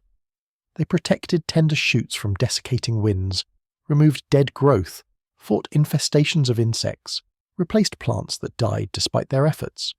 Keeping a forest alive in the desert required constant attention, year after year, generation after generation. This was the unglamorous human reality behind the legendary wonder. The queen who never was serves a purpose in the legend regardless of her historical existence. She provides motivation, adds emotional depth, makes the story memorable. But the real human element lies in the nameless thousands who transformed an ambitious design into physical reality, who kept it functioning and beautiful through decades of maintenance, whose labour made possible whatever gardens actually existed in ancient Mesopotamia. Their stories have vanished, replaced by a romantic fiction about a homesick princess. Yet their work endured in ruins and inscriptions, waiting for archaeologists to uncover and scholars to interpret centuries later. Despite the compelling nature of Stephanie Dalley's evidence pointing toward Nineveh and Sennacherib, a significant portion of the scholarly community continues defending the traditional attribution to Babylon and Nebuchadnezzar. These scholars aren't simply clinging to outdated ideas out of stubbornness or unwillingness to accept new theories. They raise legitimate questions about Dalley's interpretation and point to evidence that they believe still supports the conventional view that the Hanging Gardens, if they existed, stood in Babylon during the Neo-Babylonian period. The strongest argument from Babylon's defenders centers on the specificity and consistency of Greek and Roman attributions. Multiple ancient writers explicitly named Babylon as the location and Nebuchadnezzar as the builder. While these sources weren't contemporary eyewitnesses, they presumably drew on earlier texts and oral traditions now lost. Dismissing all of this testimony requires believing that every transmission chain from Mesopotamia to the Greek world contained the same systematic error, that no one preserved accurate information about the garden's true location. Some scholars find this degree of universal confusion unlikely. These defenders point out that ancient writers weren't idiots or careless researchers. They had access to sources we've lost. They could consult travellers who had visited Mesopotamia, read accounts by earlier historians whose works haven't survived, examined documents and inscriptions that were later destroyed. When multiple writers working in different cities during different centuries all agree on basic facts like location and attribution, perhaps we should take that consensus seriously rather than assuming they were all wrong based on our incomplete evidence. Scholars supporting Babylon also question whether Dalley has definitively proven misidentification, rather than simply showing that Nineveh also had impressive gardens. Both cities might have built spectacular terraced gardens with sophisticated irrigation. Both Sennacherib and Nebuchadnezzar might have created wonders worthy of fame. Just because Sennacherib's gardens are well documented doesn't automatically mean they were the Hanging Gardens of legend. Perhaps Greek writers knew about both, but chose to rank only Babylon's achievement among the world's great wonders. This argument gains strength from recognizing that lists of wonders were partly about cultural importance and fame rather than purely technical achievement. Babylon was more famous than Nineveh in the Greek imagination, more connected to mythological and biblical narratives that Greeks knew. Even if Nineveh's gardens were technically more impressive, Babylon's might have achieved greater fame simply because the city itself was more central to Greek conceptions of Eastern civilization. Selection for the Seven Wonders list involved cultural factors beyond mere engineering excellence. Some defenders of the traditional view argue that the absence of Babylonian documentation may be explained by the specific nature of the gardens as royal palace grounds rather than public monuments. Nebuchadnezzar extensively documented temples, walls, and gates because these served civic and religious purposes that required public recognition. Private royal gardens, however luxurious, might not have warranted the same level of formal inscription and commemoration. Kings documented what enhanced their public image and demonstrated piety toward the gods, not necessarily their private leisure spaces. This argument extends to suggesting that the gardens might have been created gradually over time, rather than in a single major building campaign. If Nebuchadnezzar planted gardens as an ongoing hobby, or gradually expanded palace grounds with additional terraces and plantings, these incremental additions might not have generated the kind of formal inscriptions that major construction projects produced. The final result could have been spectacular without any single moment of completion that called for commemorative documentation. Babylon's defenders also note that archaeological work at the site remains incomplete. Large portions of the city haven't been systematically excavated. Some areas were damaged by later construction or looting before modern archaeology began. Others lie beneath water tables that rose after ancient irrigation systems collapsed. The southern palace complex, which some researchers consider the most likely location for the Hanging Gardens, was only partially excavated and may still contain evidence that would confirm their existence. Absence of discovered evidence doesn't equal evidence of absence, particularly for a site as large and incompletely explored as Babylon. Several scholars have proposed that Robert Coldaway's identification of a vaulted structure in the palace complex deserves more credit than Dalley and her supporters grant it. While admittedly not conclusive proof, this structure does show unusual features that match aspects of ancient descriptions. The use of stone in a brick-building culture, the vaulted construction that could support weight above, the location within the palace grounds and the nearby well all align with what one might expect from terraced gardens. Perhaps with more careful examination and modern archaeological techniques, this structure could yet reveal definitive evidence. Some defenders also question Dalley's linguistic arguments about how garden descriptions in Assyrian texts relate to Greek accounts. Translation from cuneiform to Greek involved multiple steps and cultural mediations. Terms that Dalley interprets as matching hanging gardens, descriptions might have different meanings or refer to different garden types than she assumes. The connection between Sennacherib's documented gardens and the specific features that classical sources attributed to the Hanging Gardens may be less direct than her theory requires. The opposition raises methodological concerns as well. Should we revolutionize our understanding of a famous monument based on one scholar's reinterpretation of evidence that has been available for over a century? Sennacherib's inscriptions about his gardens weren't recently discovered. They've been known to Assyriologists for decades. If the connection to the Hanging Gardens legend was so obvious, why didn't earlier scholars make it? Perhaps the reason is that the connection isn't as strong as Dalley claims, that she has found suggestive parallels rather than definitive proof. Critics point out that Dalley's theory requires Greek writers to have made a fundamental error about something as basic as which city contained a famous monument. While cultural confusion certainly occurred in the ancient world, mistaking Nineveh for Babylon would be comparable to modern writers confusing Rome with Athens or Cairo with Baghdad. These were distinct cities with different historical associations, different geographical locations, different cultural identities.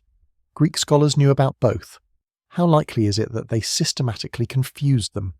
The defenders of Babylon don't claim to have solved the mystery or proven definitively that the gardens stood in Nebuchadnezzar's capital.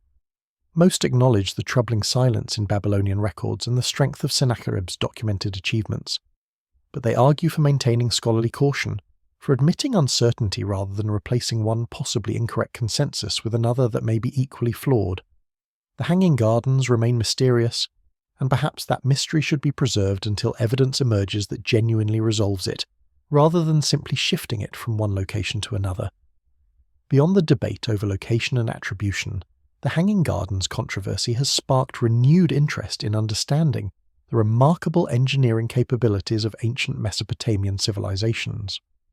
Whether the famous gardens stood in Nineveh or Babylon, or never existed at all, the discussion has illuminated genuine achievements in irrigation, hydraulics, and landscape architecture that deserve recognition regardless of how they relate to Greek legends about wonders of the world. Ancient Mesopotamia was built on water management. The entire civilization arose because people learned to control the Tigris and Euphrates rivers, channeling their waters to irrigate fields in a region with inadequate rainfall for agriculture. This mastery of hydraulics developed over thousands of years, from the earliest Sumerian canal systems through increasingly sophisticated technologies for moving, storing, and distributing water. By the time of the Assyrian and Babylonian empires, engineers possessed impressive capabilities that modern scholarship is only beginning to fully appreciate. Sennacherib's aqueduct system demonstrates engineering knowledge that challenges assumptions about what ancient societies could accomplish. The structure at Jerwan, with its corbelled stone arches carrying water across a valley, employed principles that wouldn't become common in the Mediterranean world for centuries. The entire 50-mile system from mountain streams to palace gardens required precise surveying to maintain the gentle, downward grade necessary for gravity flow. Modern engineers examining the remains have expressed admiration for the mathematical precision and practical understanding of hydraulics that the design reveals. Soil engineering mattered as much as hydraulic engineering for successful gardens in such climates. Different plants required different soil depths, drainage characteristics, and nutrient levels. Ancient gardeners had to understand which combinations of clay, sand, and organic matter would support which species. They needed to know how much water different plants required, how to prevent salt buildup from irrigation that would eventually poison the soil, how to maintain fertility through composting or nutrient additives.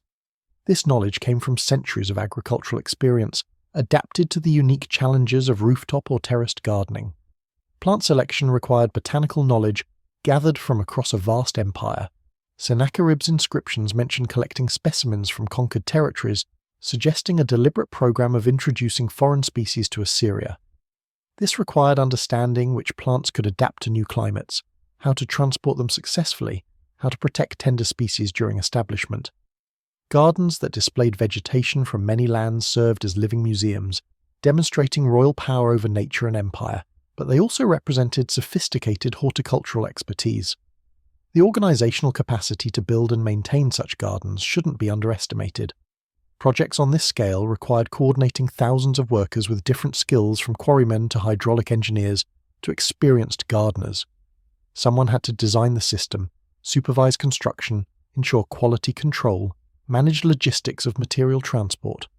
Someone had to calculate structural loads, determine appropriate foundation depths, plan irrigation distribution. The administrative apparatus that made this coordination possible was itself an impressive achievement. Maintenance posed challenges as significant as initial construction. Gardens didn't build themselves and they didn't maintain themselves either. A staff of gardeners worked year-round, replacing dead plants, pruning overgrowth, managing irrigation, fighting pests and diseases. Water had to flow continuously, or the entire system would fail. Mechanical devices required regular maintenance and repair. The engineering marvel wasn't just in creating the gardens, but in sustaining them for decades or generations, keeping the system functioning despite harsh climate and constant stress on materials.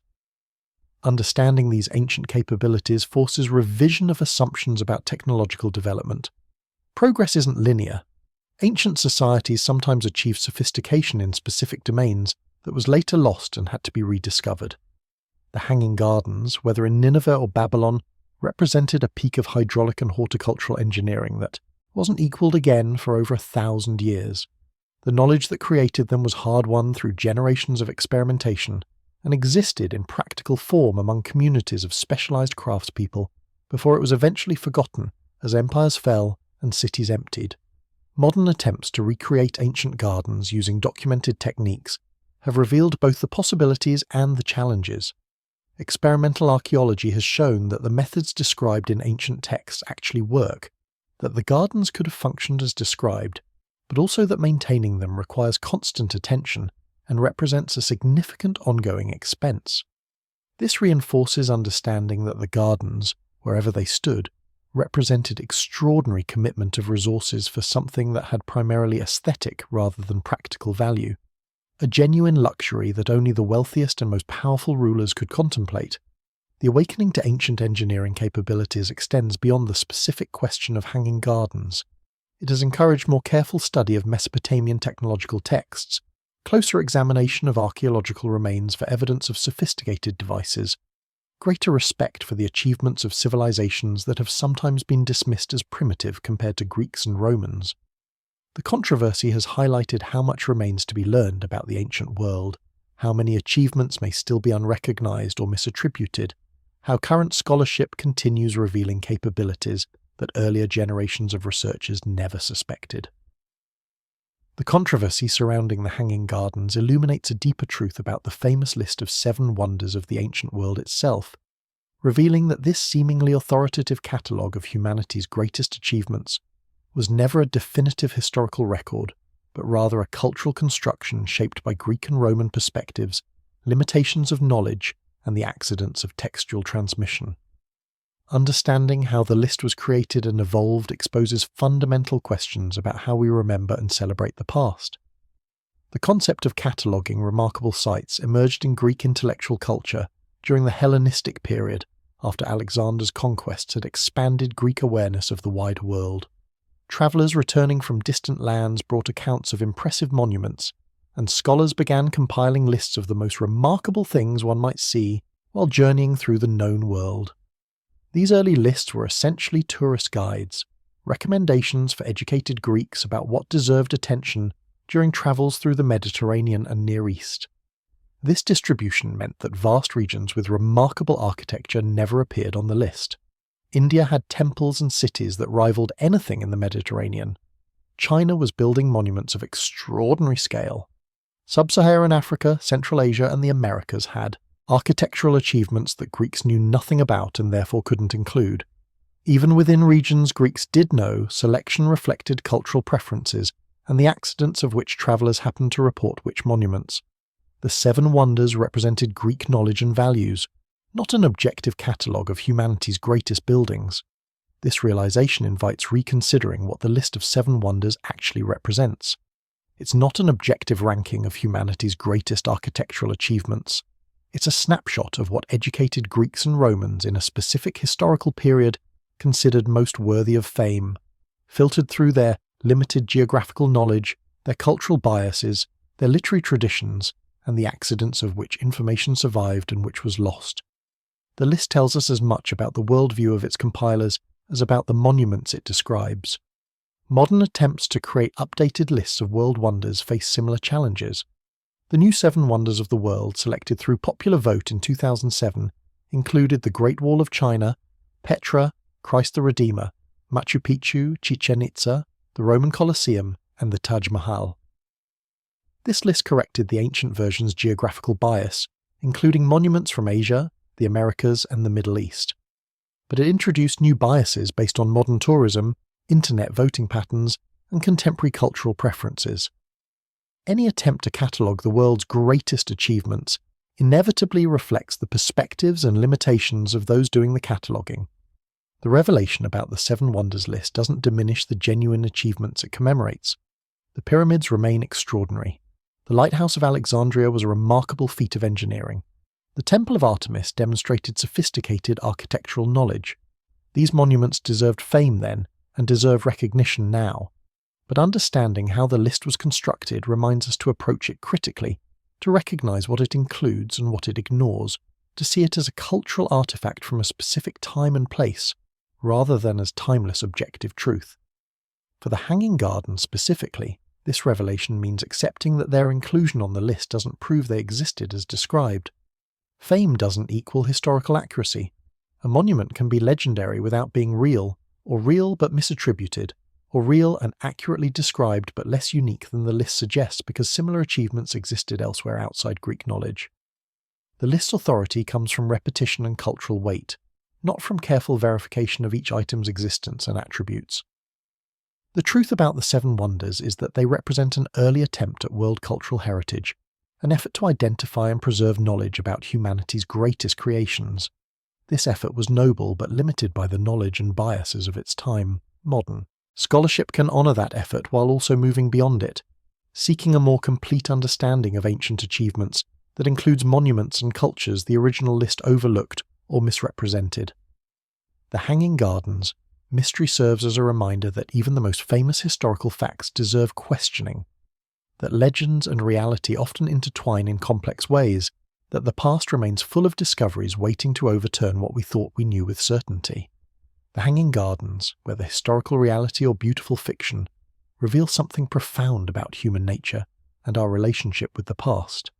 We need stories about lost wonders, about paradise gardens suspended impossibly in harsh landscapes, about love powerful enough to transform deserts into forests. These stories serve purposes that transcend their literal truth or falsehood, touching something deeper in the human spirit than mere facts could reach. Understanding why the garden's legend persists and resonates helps explain what we seek when we reach backward through time toward vanished civilizations. Humans are storytelling creatures who organize experience through narrative. We don't just want to know that ancient Mesopotamia had sophisticated irrigation systems and impressive architecture. We want to know why kings built what they built, what motivated their achievements, what human dramas played out in palace corridors and temple courtyards. The dry fact that Sennacherib or Nebuchadnezzar constructed gardens interests us less than the story of a homesick queen pining for mountain forests, a devoted husband recreating her homeland through engineering genius, vegetation rising impossibly from desert, through the power of love and determination. This narrative hunger explains why the romantic version of the garden story has such enduring appeal despite its questionable historicity. Facts inform, but stories move us. We remember emotional narratives more readily than technical specifications. The image of Queen Amytis walking through artificial forests while remembering her childhood among real mountains creates an emotional connection across millennia that no description of water lifting mechanisms could match. The story makes us feel something, makes the ancient world seem inhabited by people whose emotions we recognize and share. Beautiful myths also serve as aspirational models, showing what humanity might achieve when creativity, resources, and determination align. The Hanging Gardens represent the possibility of transforming harsh reality into something better, of refusing to accept environmental limitations, of using technology and artistry to create beauty where nature provided only dust and heat. This aspiration resonates with modern society's own relationship with technology and environment. Our attempts to green cities, create parks in dense urban landscapes, bring nature into spaces dominated by concrete and steel. The garden's myth speaks to the tension between human civilization and the natural world. Are we destroyers of nature or its creative partners? The Hanging Gardens suggest the latter, showing humans not simply dominating nature but working with it, bringing water to where it naturally wouldn't flow, planting species in climates they wouldn't naturally inhabit, creating ecosystems that enhance rather than replace the existing landscape. This vision of harmonious transformation has obvious appeal in an age increasingly aware of ecological damage and searching for sustainable ways to modify environments. The legend also satisfies a nostalgia for a past that seems grander, more ambitious, more willing to undertake impractical projects purely for beauty and wonder. Modern society often feels constrained by economic calculation, by cost-benefit analysis, by the demand that everything serve efficient purposes. The Hanging Gardens, built supposedly for aesthetic pleasure and emotional healing, represent a world where beauty mattered enough to justify enormous expense and effort. Whether or not they actually existed, they symbolize values that many people feel have been lost from contemporary culture. Lost wonders carry a peculiar poignancy that existing monuments cannot match. We can visit the pyramids, see the Great Wall, walk through the Colosseum. These structures are impressive but knowable, documented, measured, photographed from every angle. The Hanging Gardens, lost or perhaps never existing, retain mystery and possibility. In imagination they can be perfect, more beautiful than any surviving reality, unblemished by decay or tourist crowds, or the disappointing gap between expectation and actuality. The very fact that we cannot visit them makes them more powerful as symbols. This dynamic explains why people often resist scholarly arguments that debunk beloved legends. When researchers suggest the Hanging Gardens never existed, or existed in the wrong place, or were built by the wrong king for the wrong reasons, many respond with disappointment or even anger. They're not being irrational or anti-intellectual. They're recognizing that something valuable is being taken away, that the world becomes slightly less magical when another beautiful story is revealed as myth, or moved from romantic legend into mundane reality.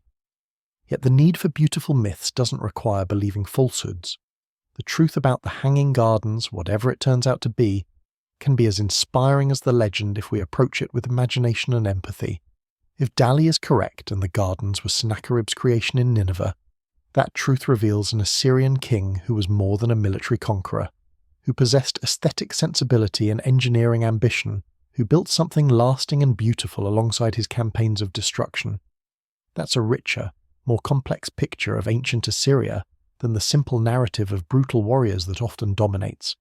If the gardens never existed, anywhere, that reveals something equally fascinating about how legends form and spread, about the human need to create stories that embody aspirations and values. The gardens would then be pure mythology, serving the same function as the Garden of Eden or the Golden Age, providing an image of paradise lost that helps us understand what we value and what we've sacrificed in the course of history. Myths don't need to be true to be meaningful. The challenge is maintaining the emotional power of stories while acknowledging their uncertain relationship to historical fact. This requires a both-and rather than either-or approach. We can appreciate the Hanging Gardens legend for its beauty and symbolic resonance, while also pursuing archaeological and textual evidence about what actually stood where in ancient Mesopotamia. We can enjoy the romantic story of Ametis and her gardens, while also learning about the genuine achievements of Mesopotamian hydraulic engineering. The myth and the reality can coexist, each enriching the other. Reflection on why we need beautiful myths leads to understanding that history isn't just about facts, it's about meaning, connection, inspiration, and identity. The stories we tell about the past shape how we understand ourselves and our possibilities. The hanging gardens, real or imagined, remind us that humans have always dreamed of transcending limitations, creating beauty in unlikely places, using knowledge and effort to transform the world. That aspiration remains valuable whether the garden stood in Nineveh, Babylon, or only in collective imagination.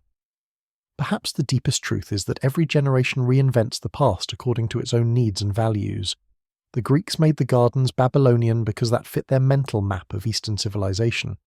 Victorian artists painted them with romantic sensibility about ruins and lost glory. Modern environmentalists see them as early examples of sustainable design and urban greening. Future generations will find new meanings in the legend, new reasons to tell and retell the story. The gardens endure not despite their uncertain historicity, but partly because of it, their ambiguity allowing each age to see in them what it needs to see. As we reach the end of this exploration through layers of history, legend, and scholarly debate, the hanging gardens remain suspended between reality and myth, between archaeological evidence and literary imagination, between what definitely existed and what we desperately wish had existed. This ambiguity, frustrating as it may be to those who prefer clear answers, might be the most appropriate resolution for a wonder that has always existed primarily in the realm of story and symbol, rather than in verifiable physical form. The investigation has taken us from the dusty plains of Mesopotamia, where Babylon and Nineveh once stood as rival centres of power, to the libraries of Greek and Roman scholars who documented wonders they never witnessed, personally. We've examined cuneiform inscriptions that speak of gardens and aqueducts, considered archaeological remains that hint at sophisticated water engineering, weighed the silence of Babylonian records against the specificity of later classical accounts. We've encountered Sennacherib and Nebuchadnezzar, real kings who built real monuments, and Ametis, a possibly fictional queen whose homesickness explained why any monarch would undertake such an impractical project. The evidence, examined honestly, supports multiple interpretations. Perhaps the garden stood in Nineveh, as Stephanie Dalley argues, built by Sennacherib a century before tradition claims, later misattributed to Babylon through cultural confusion and the accidents of textual transmission.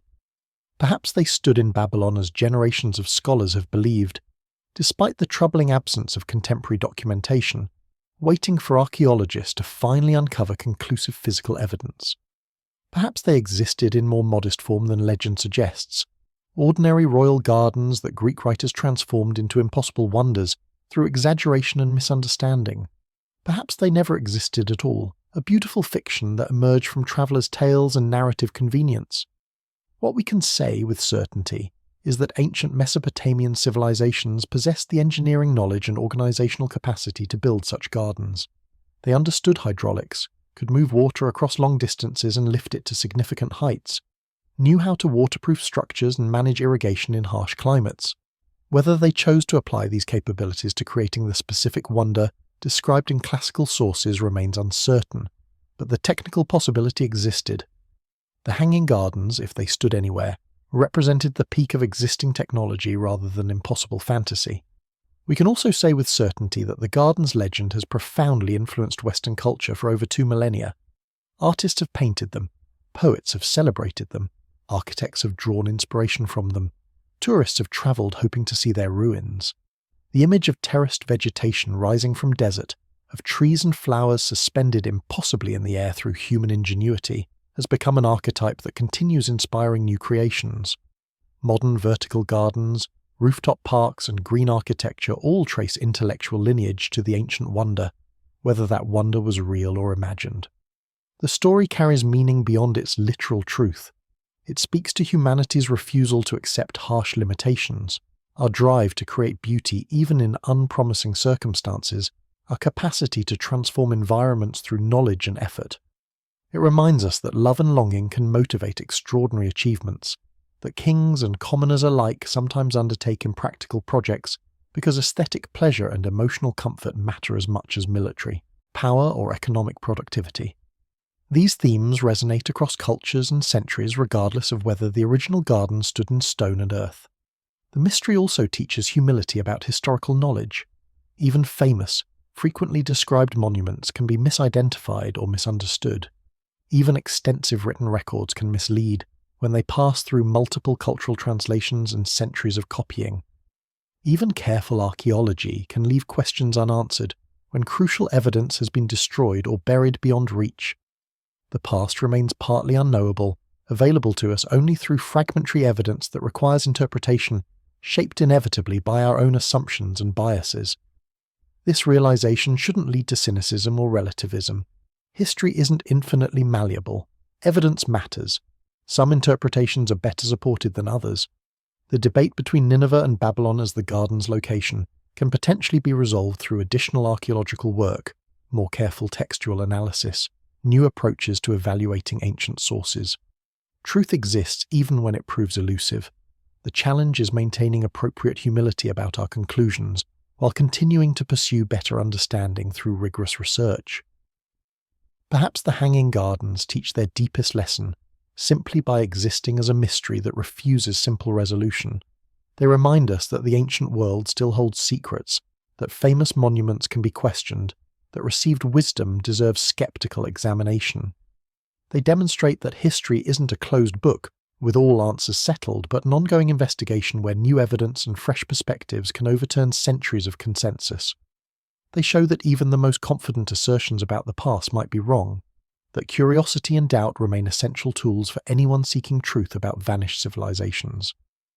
The garden that lives in memory, whether it ever lived in physical form, endures because it touches something essential in human nature.